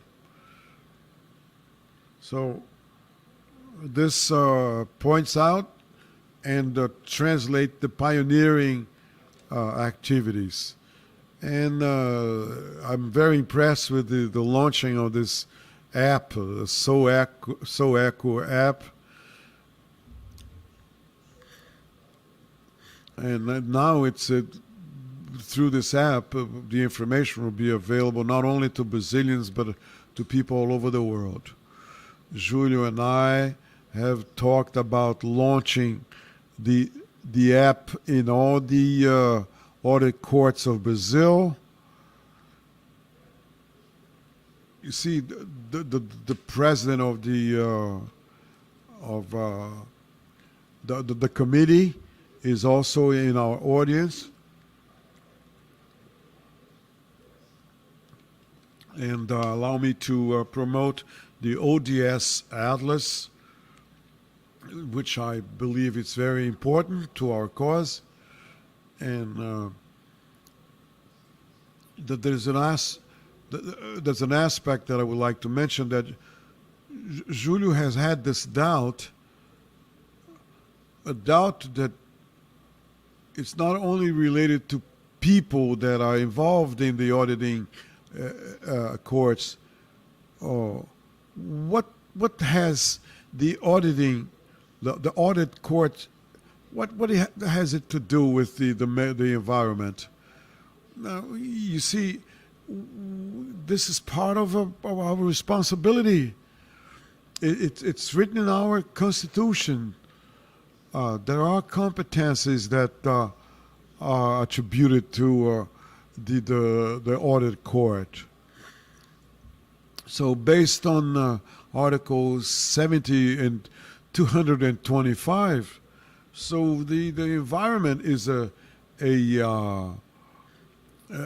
it's an important item to mankind. It's so what we're doing here is to protecting, defending something that belongs to mankind. So whatever we do, referring to what is illegal concerning the environmental issues, we have a role to play, a very important role to play. And for all these reasons and factors, we have to stimulate and promote within the audit courts all these activities. So, was the Science magazine published a study that points out some alarming data. 22% of the soybean produce 17% of the meat that is produced has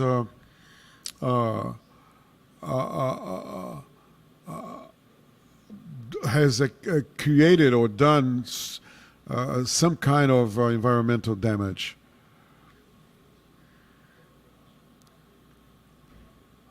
So one thing that called for my attention: 2% of the of the local properties are responsible for 60% of devastation. I think it's possible a stronger action of the control agencies. All the studies that were presented here so far point out to a conversion issue. The preservation of the forest is paramount. It's a preservation that will conserve the fauna, the flora, and the aim is the human survival. Many parts of the planet is threatened by the lack of water. You see, there are areas in Brazil that are following a process of desertification. So these are all phenomena that are related to global warming. But here we are on 21st century. All the scientists have mentioned all the obstacles. They presented the problems, and now I have put a question to you: what would be, or what will be, the largest obstacle for changing this view? What should we do?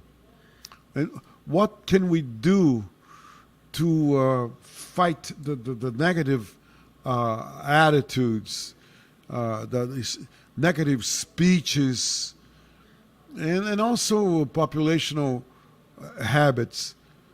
So what I put to you is, what is there missing? What is the biggest obstacle to open more and more the awareness to about this heritage, this world heritage, which is the Amazon forest? If all the statistics, all the tools, the technology is pointing not only the problems, but also the solutions, what is missing? What should we do?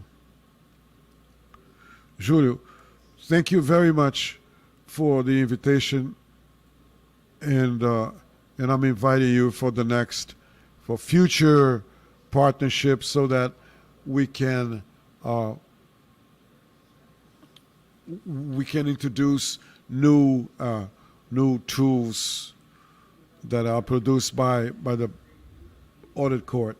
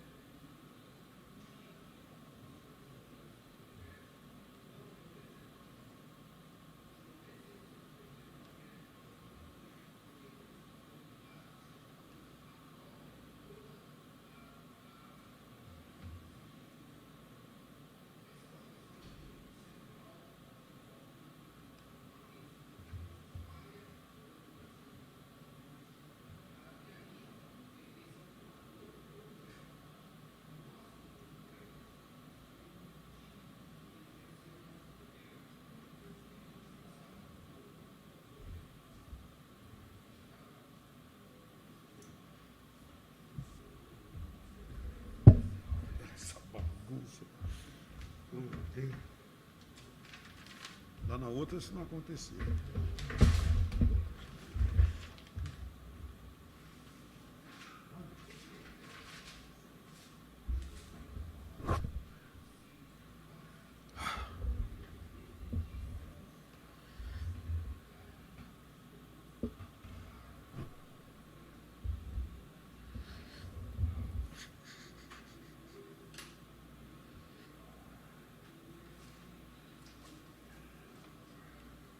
Quem é esse cara aí?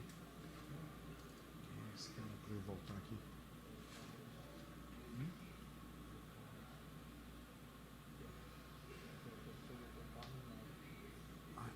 Tá nos debates já, é? Acabaram as palestras. Então esse pessoal, agora é debate, né?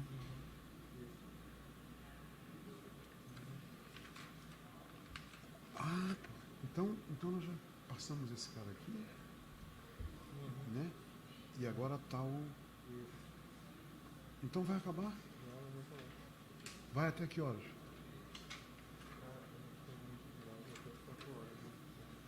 Não, mas até que horas vai a conferência?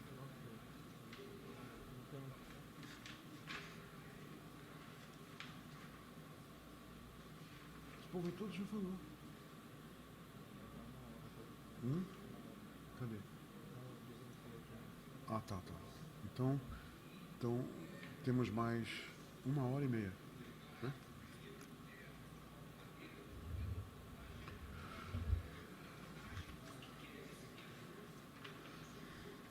So the consumer has to play its role because it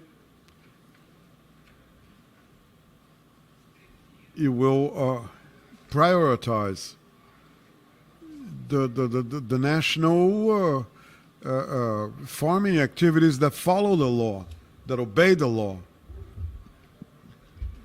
But most of the people that are acting illegally, they will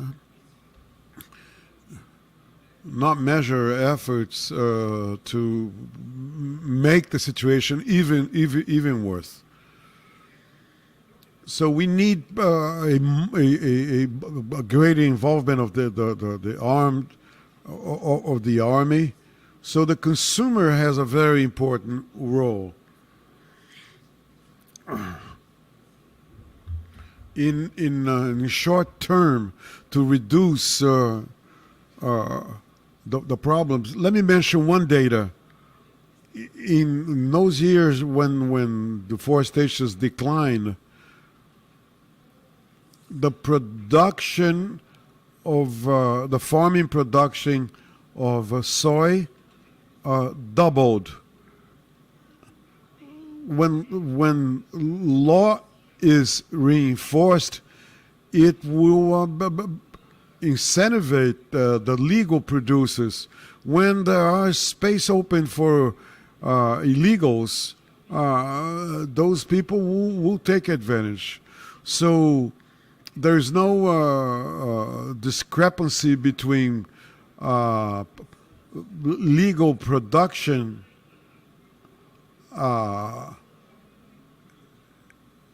and volume. So the major part of the farmers that are legally working, they will increase their productivity. So this is what I have to say to Fábio Nogueira. Ricardo Galvão. You see, this question is very relevant, and there's no single answer to that. The problems are complex, and there's lots of answers to this question. So Carlos Nobre mentioned one answer, and I have another one. I've been to the Amazon many times. I think that's the legal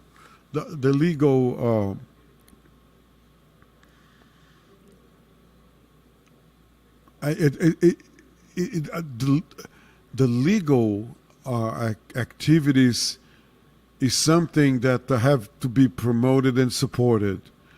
Professor Patricia Mello, for example, they published an article about sustainable development, and there was a response from Denis Binev, which is a businessman in Manaus.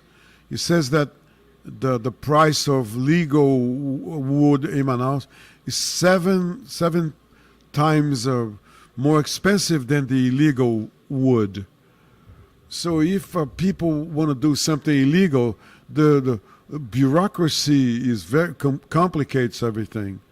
So from a legal point of view, well, we need to discuss the list of legal procedures and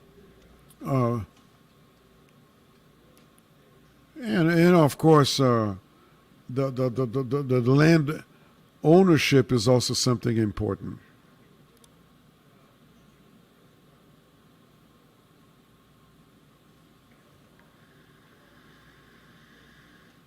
See that the governor so we have to stimulate legal production. Ismael mentioned the Amazon 4.0 production.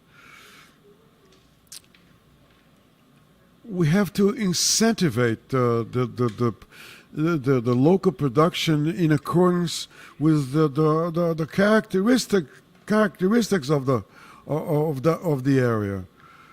You see, the ideas like Amazon 4.0, we can also start thinking about other ideas that will benefit the local production.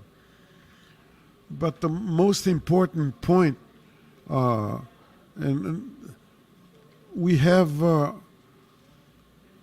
to have our representatives not only in Congress, but also our managers, people that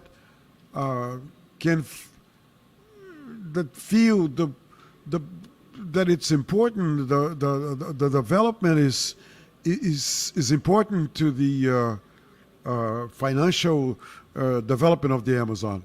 You see, Agropalma, I think you all know about that.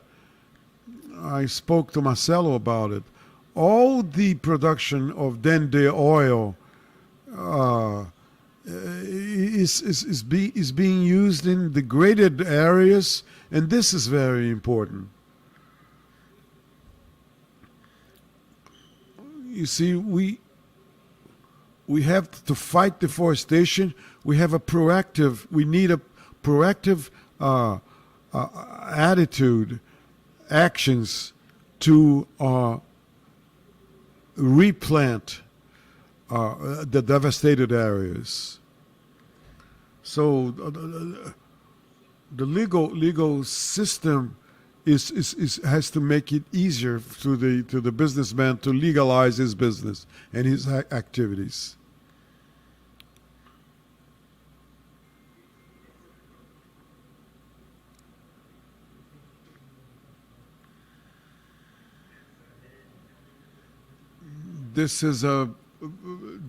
Here's one question that has to be answered. We deal with this every day, and I understand that what we need, the scientific knowledge and the technological development have to be oriented to reveal what has to be revealed. So many of the institutions involved in technological development, they should work on these findings that will make possible to convert the forest from a natural value to into an economical value. But these results have to be promoted, You see, you have to. You see, the acai promotion is American, is a result of American activities. They came here, they saw the potential, and they did something about it. And that became a very large global economy. Then we can't wait for that something will happen because someone was visiting here and all of a sudden he noticed the potential and started promoting it, and here we are. We need funding. Funding is fundamental. Without funding for research and implementation of the product and development of the problem, I mean, funding is essential. And otherwise, you won't become a real. See, the world will buy these products. The world will be interested. You see, we cannot use deforestation against to promote a product, to create a problem. We cannot relate only on devastating the forest, because there's a mentality abroad that the people are very sensitive to not buying products that come from devastated areas. So the action of the State of Amazonas audit court is really something that should be shared by other agencies, and these are proactive actions that unfortunately the involvement of government focusing on this type of sources for development is not noticeable.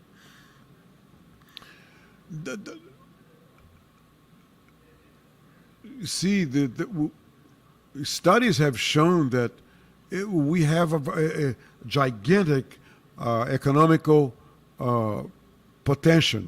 This has to become an obsession.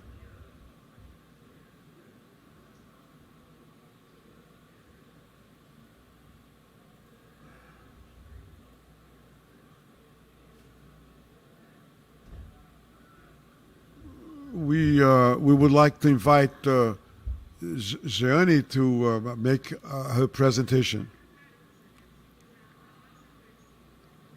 So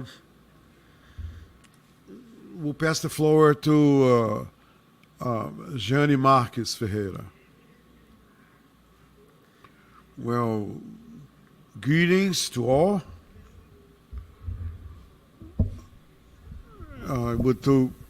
The researchers that are here on this web conference are people that contribute on a daily basis to science, and I'm very proud of the time that I spent with Helena Nader and other people.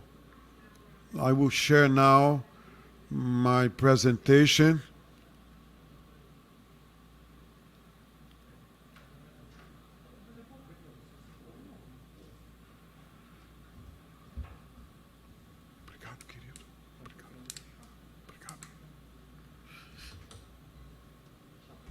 Obrigado.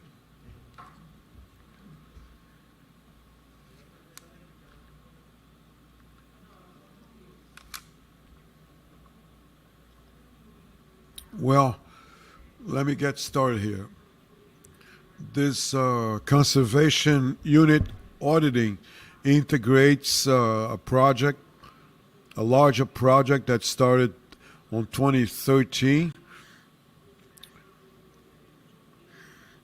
obeying the suggestion of Auditor Júlio Pinheiro.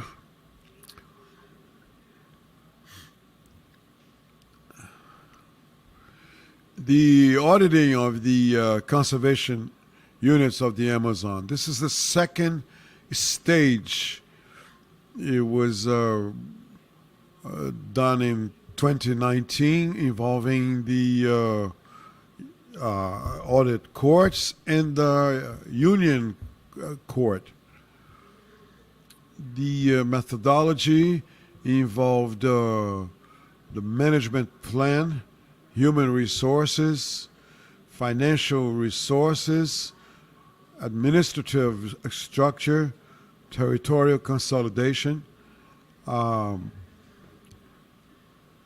supervision of and protection of implementation of environmental emergencies. There altogether we have in the Amazon 14 conservation units. We selected representation by categories. I would like to thank all the technicians that are part of this team. They had to deal with a lot of challenges. You can't imagine how complicated it can get, because we go to very remote areas where public policies do not reach. The preliminary results showed that there was a very important advance in many items.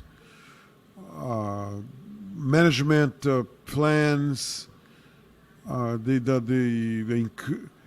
number of units was increased. The number of voluntary environmental agents was also something that had an increase. We also had the evaluation of those sites that deserve environmental control. You see, deforestation was in 2004 to 2019. There was a large increase in deforestation.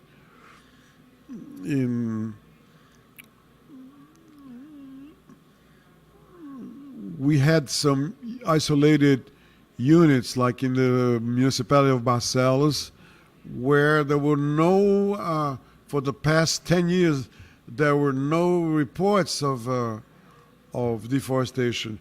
Here you can see the size of the problem involving deforestation. You see those conservation units are extremely affected by deforestation. The Rio Negro conservation unit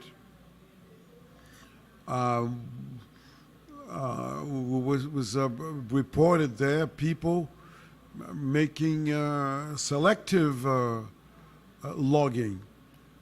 So this is important because the dealing with environmental illegal activities are being identified, and we also have to deal with the lack of funding. That this is like an impediment.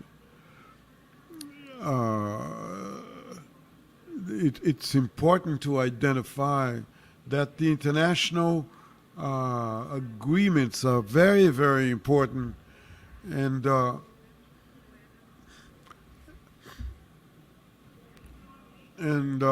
like Mario was already informed, this report is going to be analyzed by the audit court, and in a very near future, it will be published.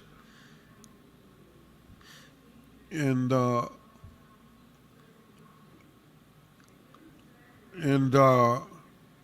to wrap it up, there is no environment control without knowledge. So that's why I promote, and I am very thankful to science results, and we can only evaluate the results of deforestation thanks to the tools that were developed by the National Institute of Spatial Research. So whenever everything is approved, this auditing will be brought to public eye. So I would like to thank you to all the auditors in different states of the Amazon that are part of this conference. Thank you.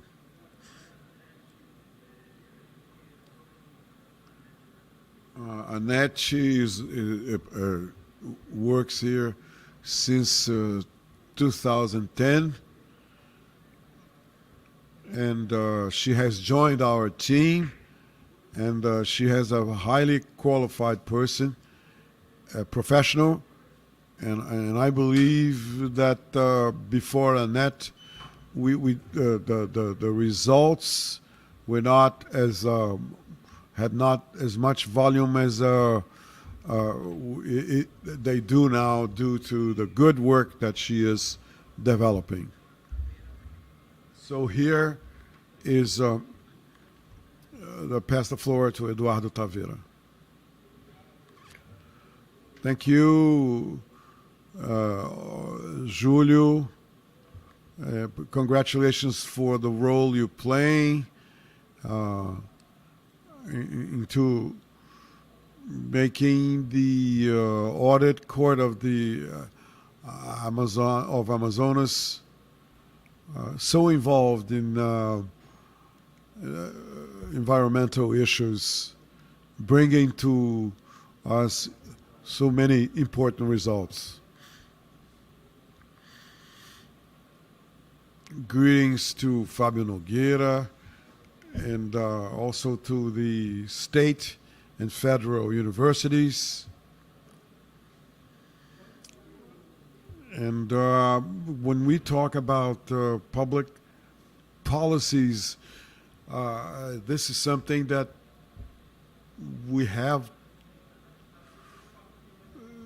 to be very much aware of the importance of it. And thank you, Annette, for everything you have done.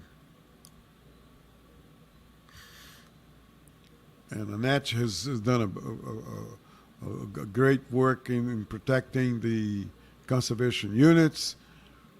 And this web conference is it's a great event.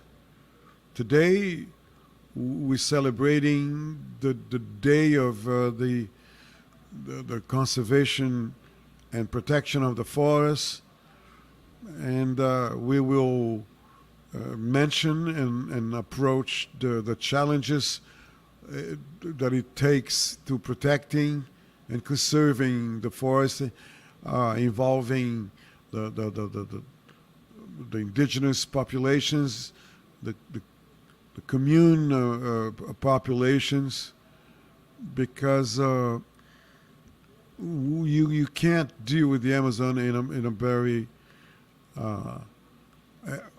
in a way that the complexity, because the complexity is different from difficulty, and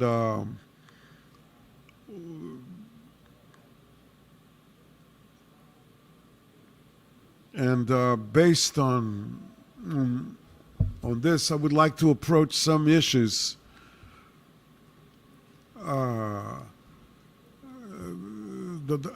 The governor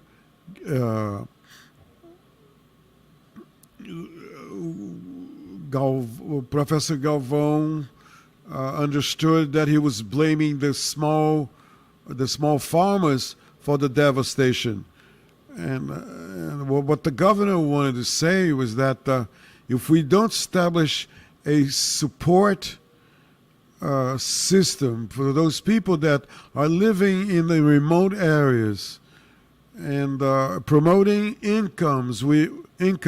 We will not consolidate the main cause of the deforestation, which are the land use, land ownership.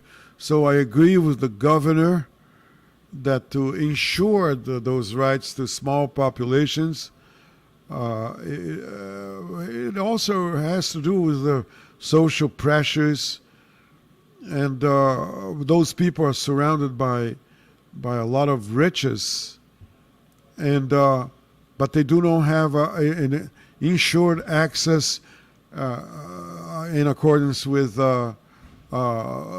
environmental protection.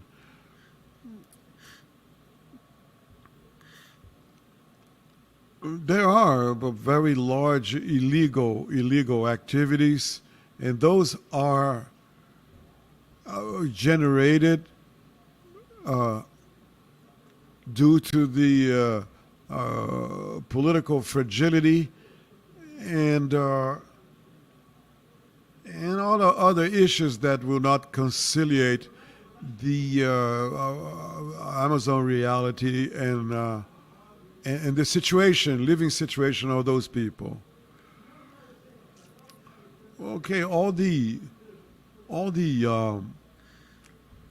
issues that were mentioned here will incentivate the debate, the scientific analysis concerning the importance of the forest in a global vision. We are located in South America, and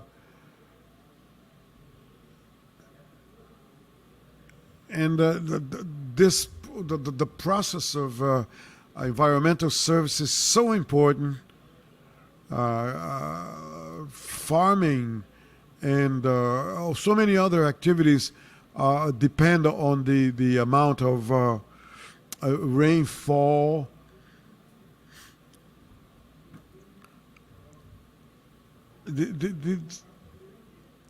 And here, when we get to a point that how can we turn this into a concrete economical activity?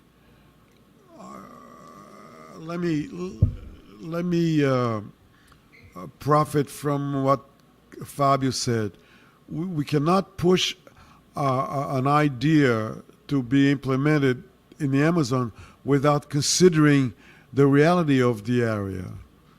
You see, we have to point out the importance that we have and conciliate that with the devastation that is implemented.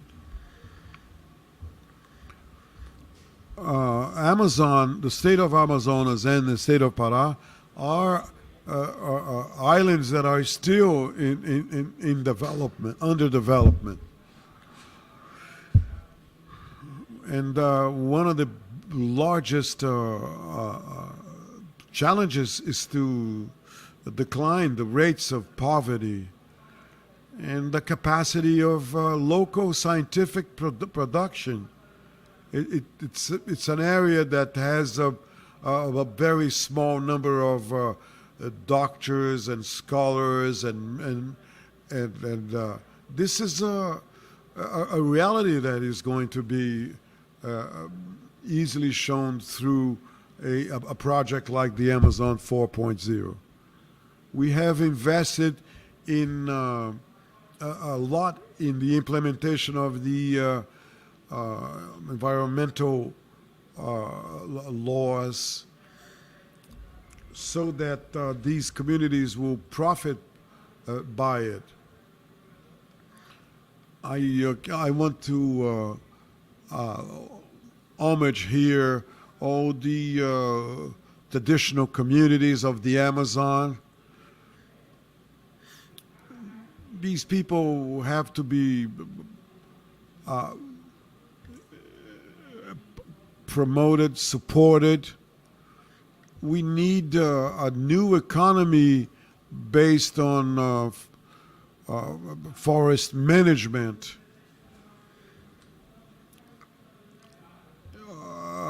The conservation units are important poles to promote the management of alligators, of fish. We have to modernize the environmental institutes. It is to convert the cheapest legality, the cheapest illegality into legality. I will not extend myself, but with all the importance and all the evaluations that have been made and all the challenge, what science and why science is not recognized as a tool to bring dynamic to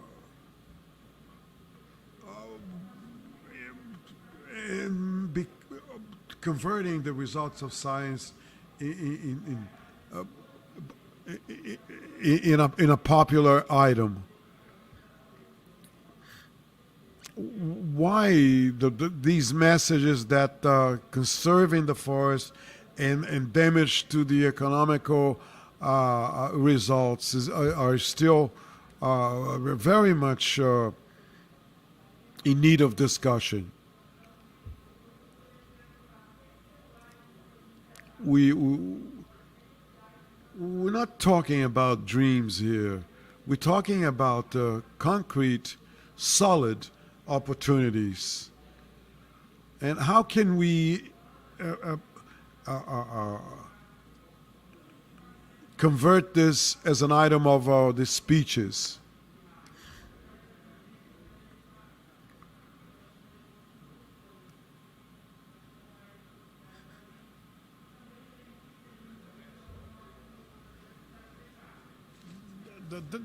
This question is very relevant, and when we talk about Brazil,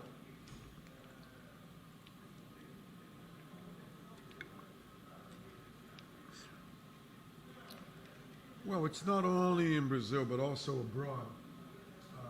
Science is not easily accepted. The scientific results, maybe we're not communicating properly to the general public, but to have a scientific status, we have to go deep, much deeper than what is discussed in the social medias. I was watching on TV the other day. He said that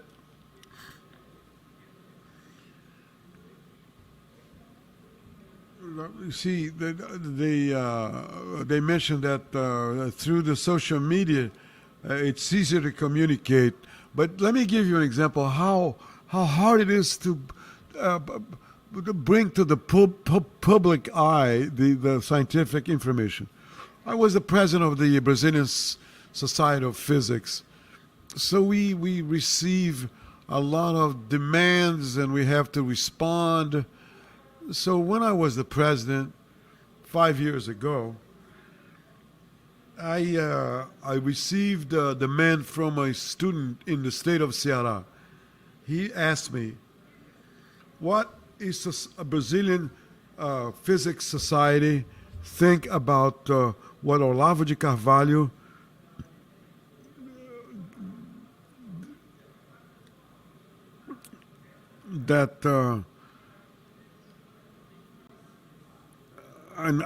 you see, I had never heard about Olavo Carvalho before, but he sent me a link, and I was watching what he had to say. The first thing that you see, he's a good talker. This is one first good thing. if you're not educated, you are easily misled. When he started to introduce the problem, mentioning what happened in the beginning of the last century and American scientists, he mentioned the proper names, but then he talked about something that had nothing to do with the experiments. You see, this had to do about the movements of the earth, but responding to this student, because he holds a site to promote science. So what should I say to him? It has to be a very short answer of 10 lines. Look, tell your followers if they use GPS. If they use GPS, tell them that if there were no corrections based on the theory of Einstein, the corrections of the satellite clocks, the mistake would be of 10 kilometers per day. So that is the main challenge.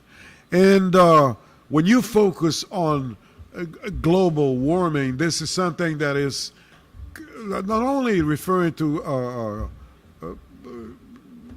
global warming, but unfortunately a lot of the governments are saying that the Europeans and Americans had devastated a lot in their countries, and we now have the same right. These are very strong arguments. So we have to work to create arguments that convince the population the need that to keep the forest standing. But this is a big challenge.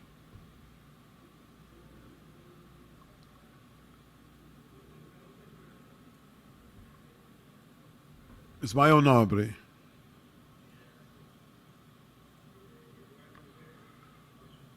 I think the scientific system by nature does not evaluate the structure of knowledge. You see, usually scientists like to communicate with other scientists, so this is a logic.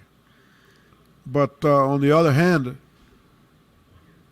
we even though when we communicate,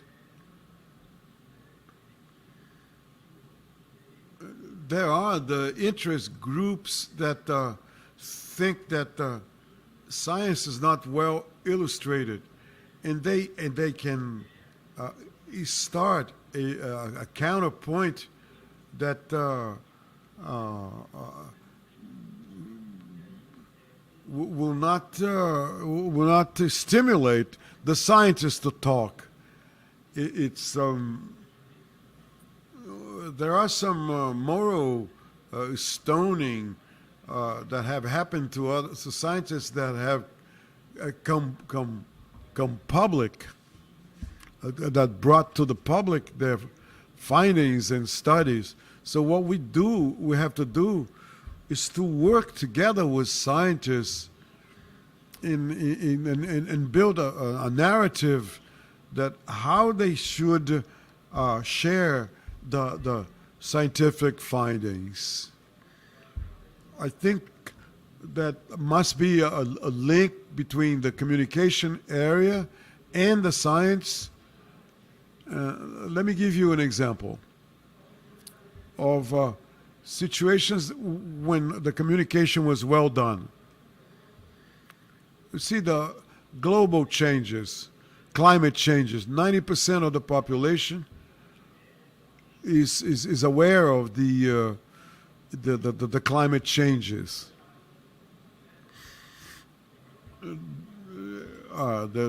There were times when there was on the national news hookup.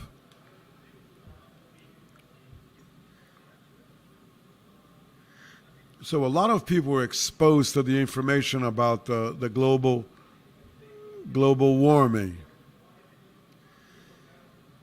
And another good example is the flying rivers. I mean, flying rivers is something that we don't see, but the scientists created that term and to explain what the flying rivers were. So this is a way they found to bring the knowledge, the scientific knowledge to the common knowledge. So we have to move forward, creating a narrative that will be easier for populations to understand, and stimulate the process among all the actors national-wise.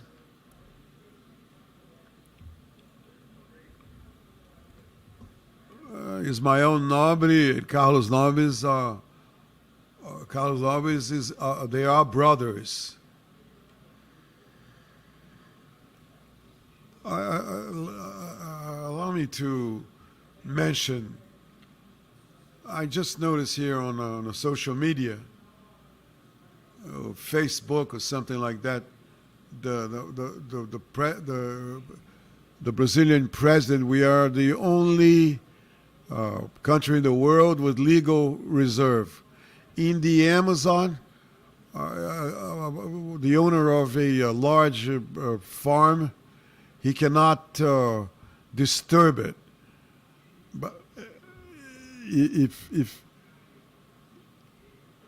the area of this, where this farmer is so fertile that when you deforest, 1 year later it will be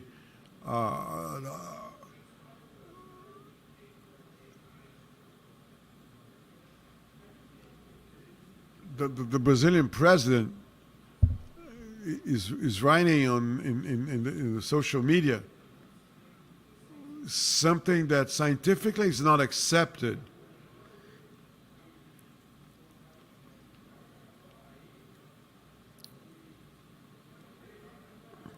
You see the habits of the government that has a very modern system of control of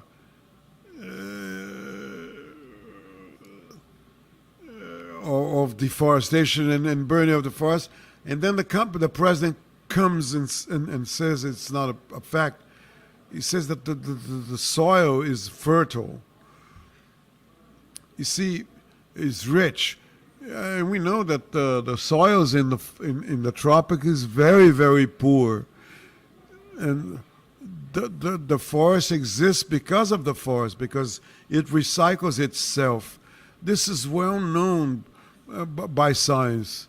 So the farming models do not have any future in the Amazon, because when you clear the area, you take away the forest, we are not able to maintain fertility. And that's why the 800,000 square kilometers that was devastated have been abandoned. So this is well known by scientists. So why the politics? You see, Eduardo, I don't have an easy answer to that.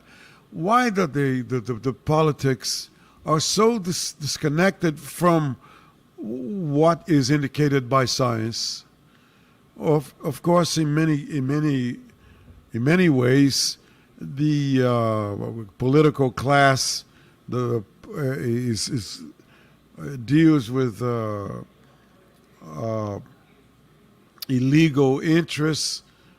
A lot of politicians have been arrested for being associated to organized crime, but This is a minority, I know. It's not an issue of communication. The scientist is not tailored to be a great communicator. A scientist is trained to do his work well, to generate knowledge. The accepting of science as a for example, sustainable development is something that needs a bridge to be built. In Brazil, we have a phenomenon that shows the lack of interest that the political class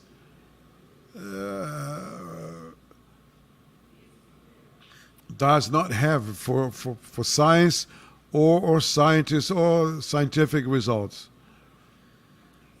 You see, the way for sustainability is visible. You see, and then we have a funding agency that refuses to donate $4 billion. You know, everybody is, and this calls for everybody's attention.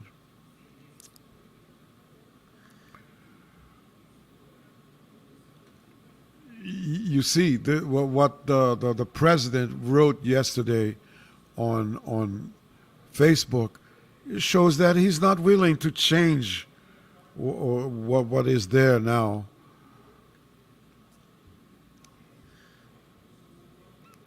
You see that we dealt with the Brazilian suggestion for a revolution in the Amazon. There's very low investments in the universities, research institutes, tropical biology like INPA.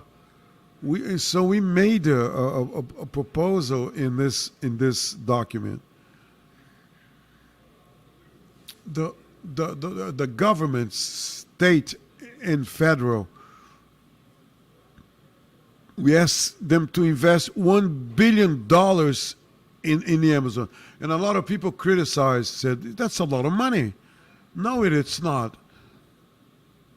If us as a country understand that we need to invest in the development of science in the Amazon, not only in the rest of the world, but we have to invest in science in the Amazon, like a project like Amazon 4.0. This is another change that we have to implement.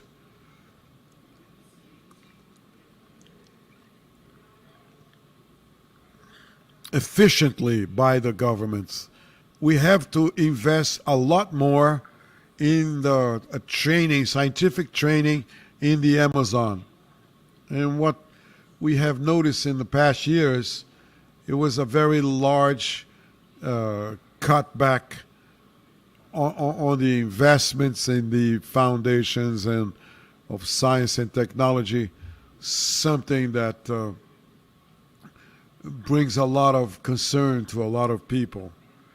The budget were lowered in 5-10%, and CNPq had a cut of 50% on its budget.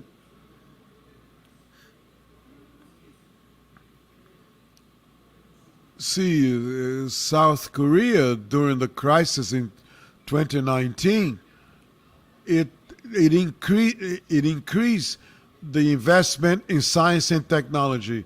So the best way to fight the next crisis is investing in science. In the Amazon, we go the other way around. We still need a lot of investment in science to benefit the Amazon. we need the maintenance of investments, and that's what keeps the science in São Paulo, for example, that had the lowest cuts. So I believe that this is essential. The sustainable development of the Amazon demands for a lot of investment. We have to create better conditions to scientists to move and live in the Amazon, and support the national research institutes. The great challenge is the private sector.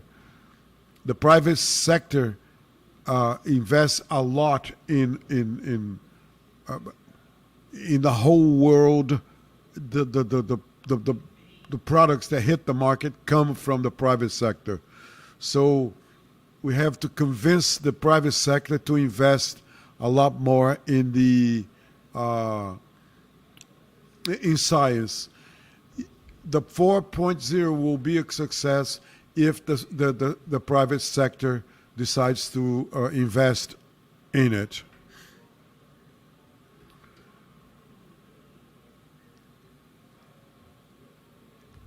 Ismael, let me add something here as far as the government responsibility in promoting science.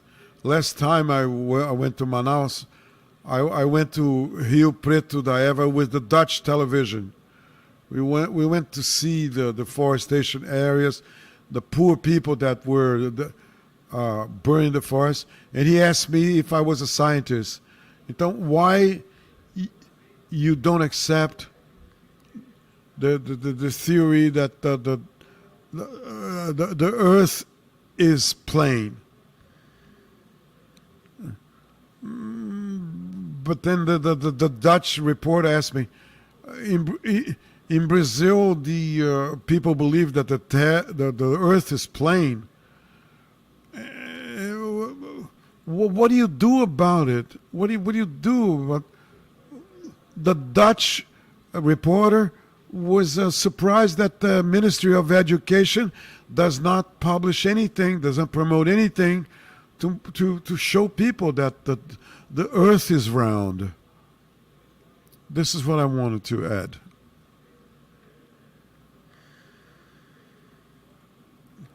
Professor Carlos Nobre is right when he talks about investments. The National Institute of Amazonian Research has a very poor budget, 50 million reais per year, a little more than $10 million. And considering the necessity, the need of $1 billion to produce more doctors and more technology to develop the Amazon.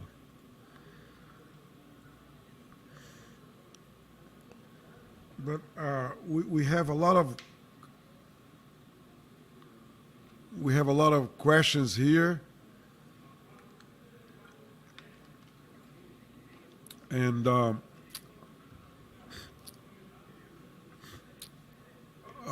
there's a question here from Brigadier Sérgio Ferola.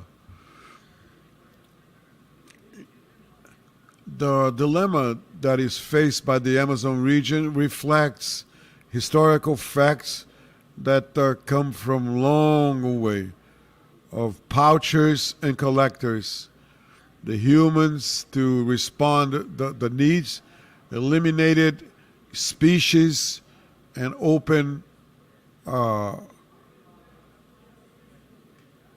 What actions, concrete actions, could be used for one to ensure sustainability and preserve essential elements that are vulnerable in the Amazon forest?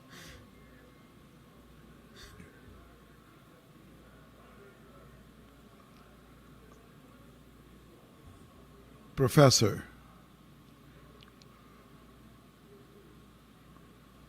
Ismael already approach that. Brigadier Verola is a friend of ours.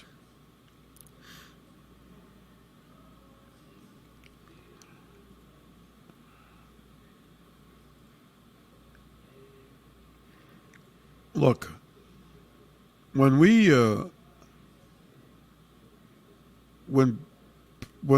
the Portuguese Pedro Alves discovered Brazil, there were like 15 million indigenous people living in the country.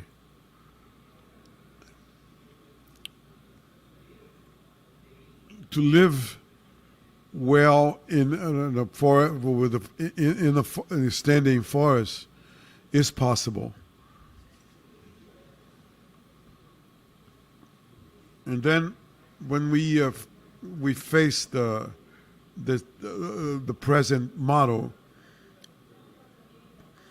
when we face what's really happening in the Amazon, when thousands of families that were dedicated to farming, that worked for larger enterprises, or just worked for sugarcane farms, for example, on the Marajó Island near Belém. These people, along those past 20 years, are migrating for agroforestry systems where they produce açaí and extractivism. And also in the state of Pará, a lot of family migrated to the production of cocoa. And what happened with, and this is, we're talking hundreds of families. Before this migration, there were very poor Brazilians with very low human development rate. They all migrated to class D and C. So there are lots of families of those that migrated 25 years ago that are not working on farming anymore. Those the new modus operandi of those families, I mean, we're talking here 350,000 people, but this is a good example. They moved to class C and D, and then they started to have the means to send their kids to the university, and this is everything for human development. I think that, Brigadier, we have the model already. And the idea of 4.0 Amazon, it's to introduce this model and the industrialization. You know very well what ITA contributed to the foundation of Embraer. So these models, they bring a better life quality. This has been proved. And to industrialize this, and then we'll be able to convert the Amazon into a middle class population.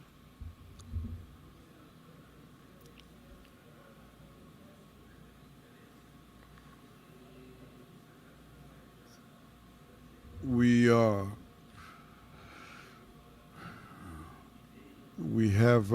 been on the air for 3 hours and 20 minutes, and I would like to thank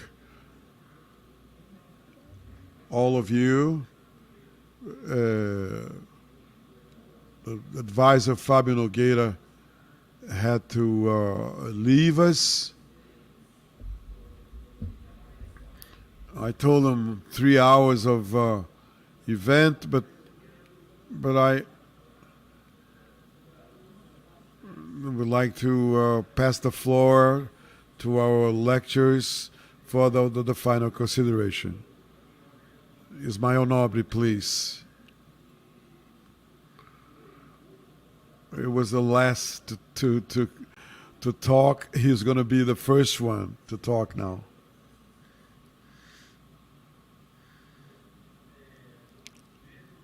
First of all, I would like to acknowledge here the importance of this debate with such important actors, and this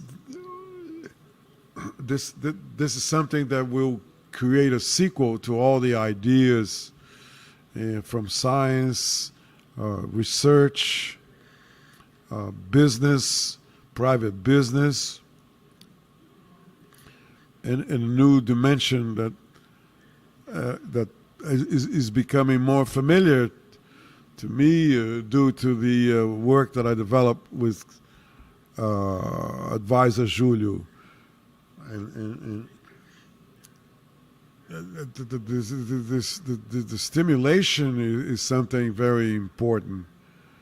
Stimulation to legalizing the activities. This is fundamental to reassure this model of development.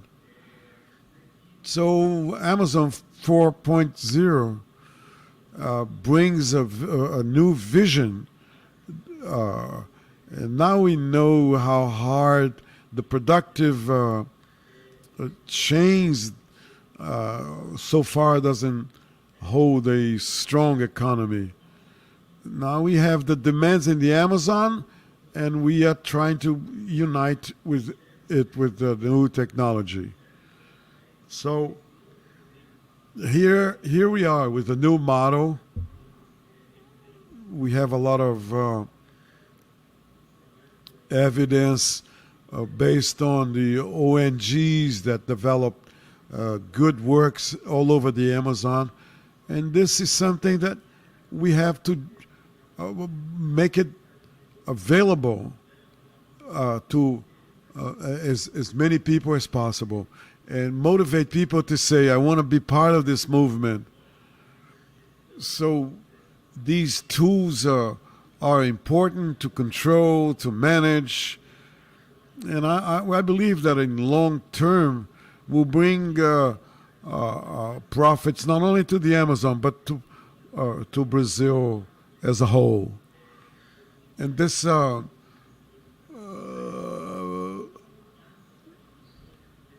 I believe that everything passes is healthy that passes through the Amazon, and it's good for the development of Brazil as a country.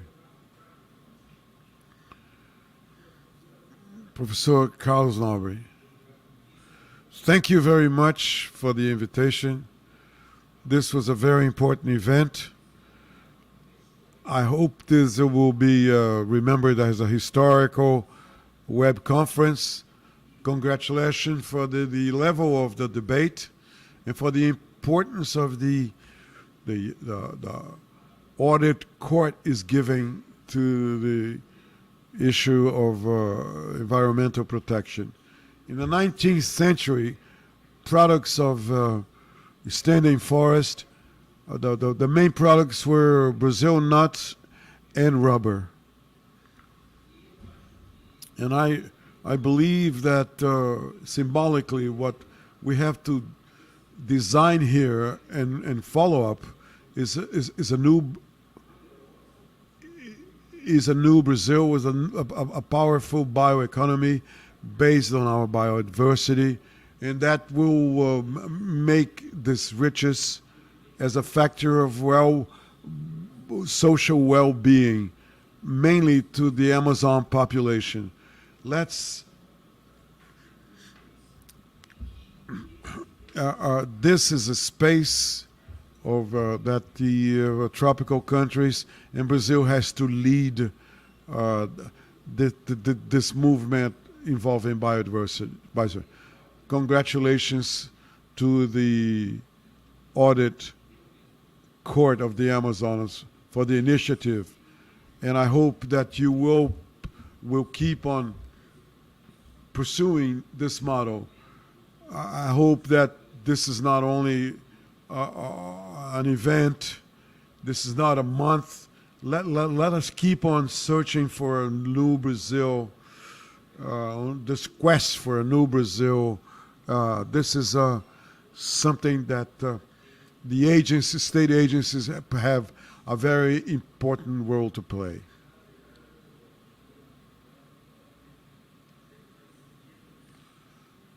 Professor, we are very much stimulated.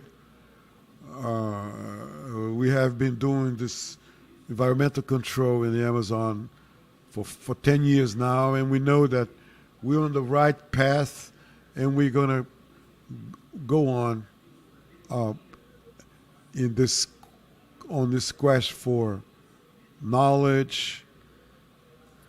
And let me point out the Department of Environmental Control. Many things were mentioned here. The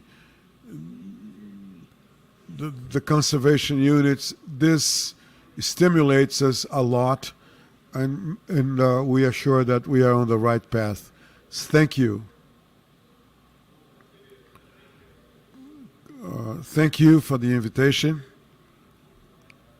Ever since I left INPE, I've been to more than 70 conferences, and this was one of the best ones that I participated. Congratulations to the state of Amazonas in this century, and the sustainable development in this century will depend of a strong action from government agency. We have to change our paradigm of future development, and the control agencies are very important. I don't have any doubt about that. We cannot think that we will develop a sustainable way simply basing in predatory capitalism. We need a constructive capitalism, a capitalism that respects, and a relationship that is profitable between the agencies, the government agencies, and the private sector. But the participation of government and private sectors depends a lot on the role that the control agencies play. So I hope this good example, this conference is shared, and it's becomes an initiative from other states in Brazil. I have a little story I want to tell. I was in the subway in São Paulo, and a lady came to me with a cell phone. I thought she was going to take a picture, but she came and said, "Professor, thank you what you have done defending the Amazon." Because I'm from São Paulo. I was born in São Paulo, where I grew up here. And the Amazon, to me, it was a place in the northern part of Brazil that had nothing to do with my life. I woke up to a new reality. So in my work, in my parish, I put together groups to start talking about defending the Amazon. This is very stimulating that Brazilians are playing their role, and the citizenship is one of the strongest tools that we have. When we use the citizenship as a tool, and so that's why we have to take the awareness to to the politicians that we need investments. Here we are receiving demands and responses from a lot of people all over Brazil, like this one from Rio de Janeiro. I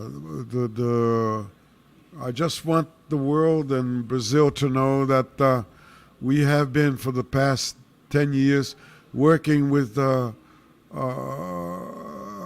and promoting environmental education all over the state of Amazonas to indigenous populations, river dwellers, forest dwellers.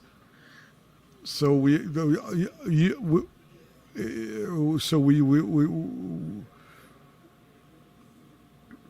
want and we expect more investments. Thank you, Taveira.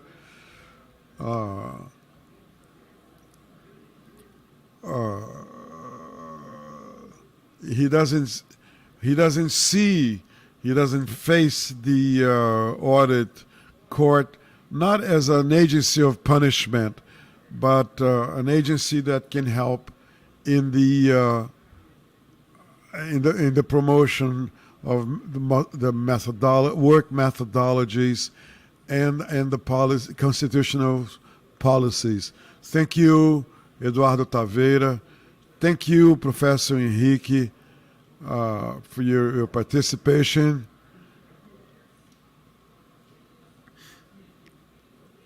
Thank you, all of you that are contributing, all of you that are supporting our action and promoting the Amazon solidarity.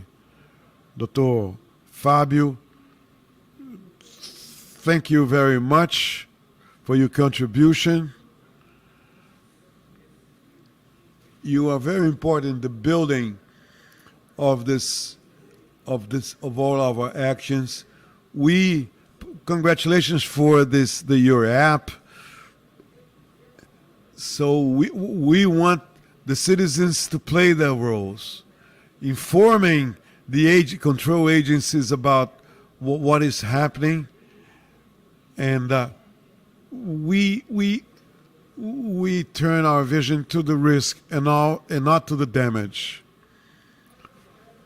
If we focus preventively to the threats to our biomes, I think that the control agencies are really going to help, so we have better days.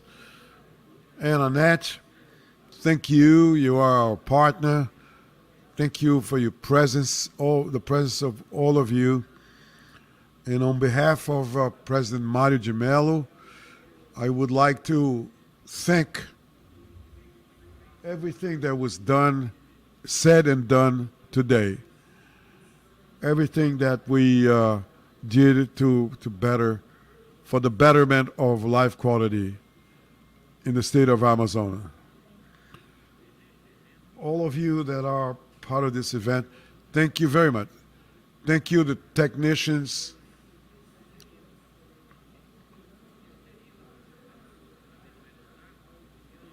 Thank you very much for all of you that participated, all the teamwork.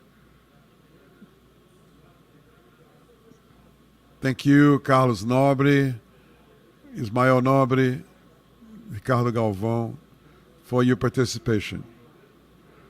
It was a real great pleasure. Thank you. This event is over.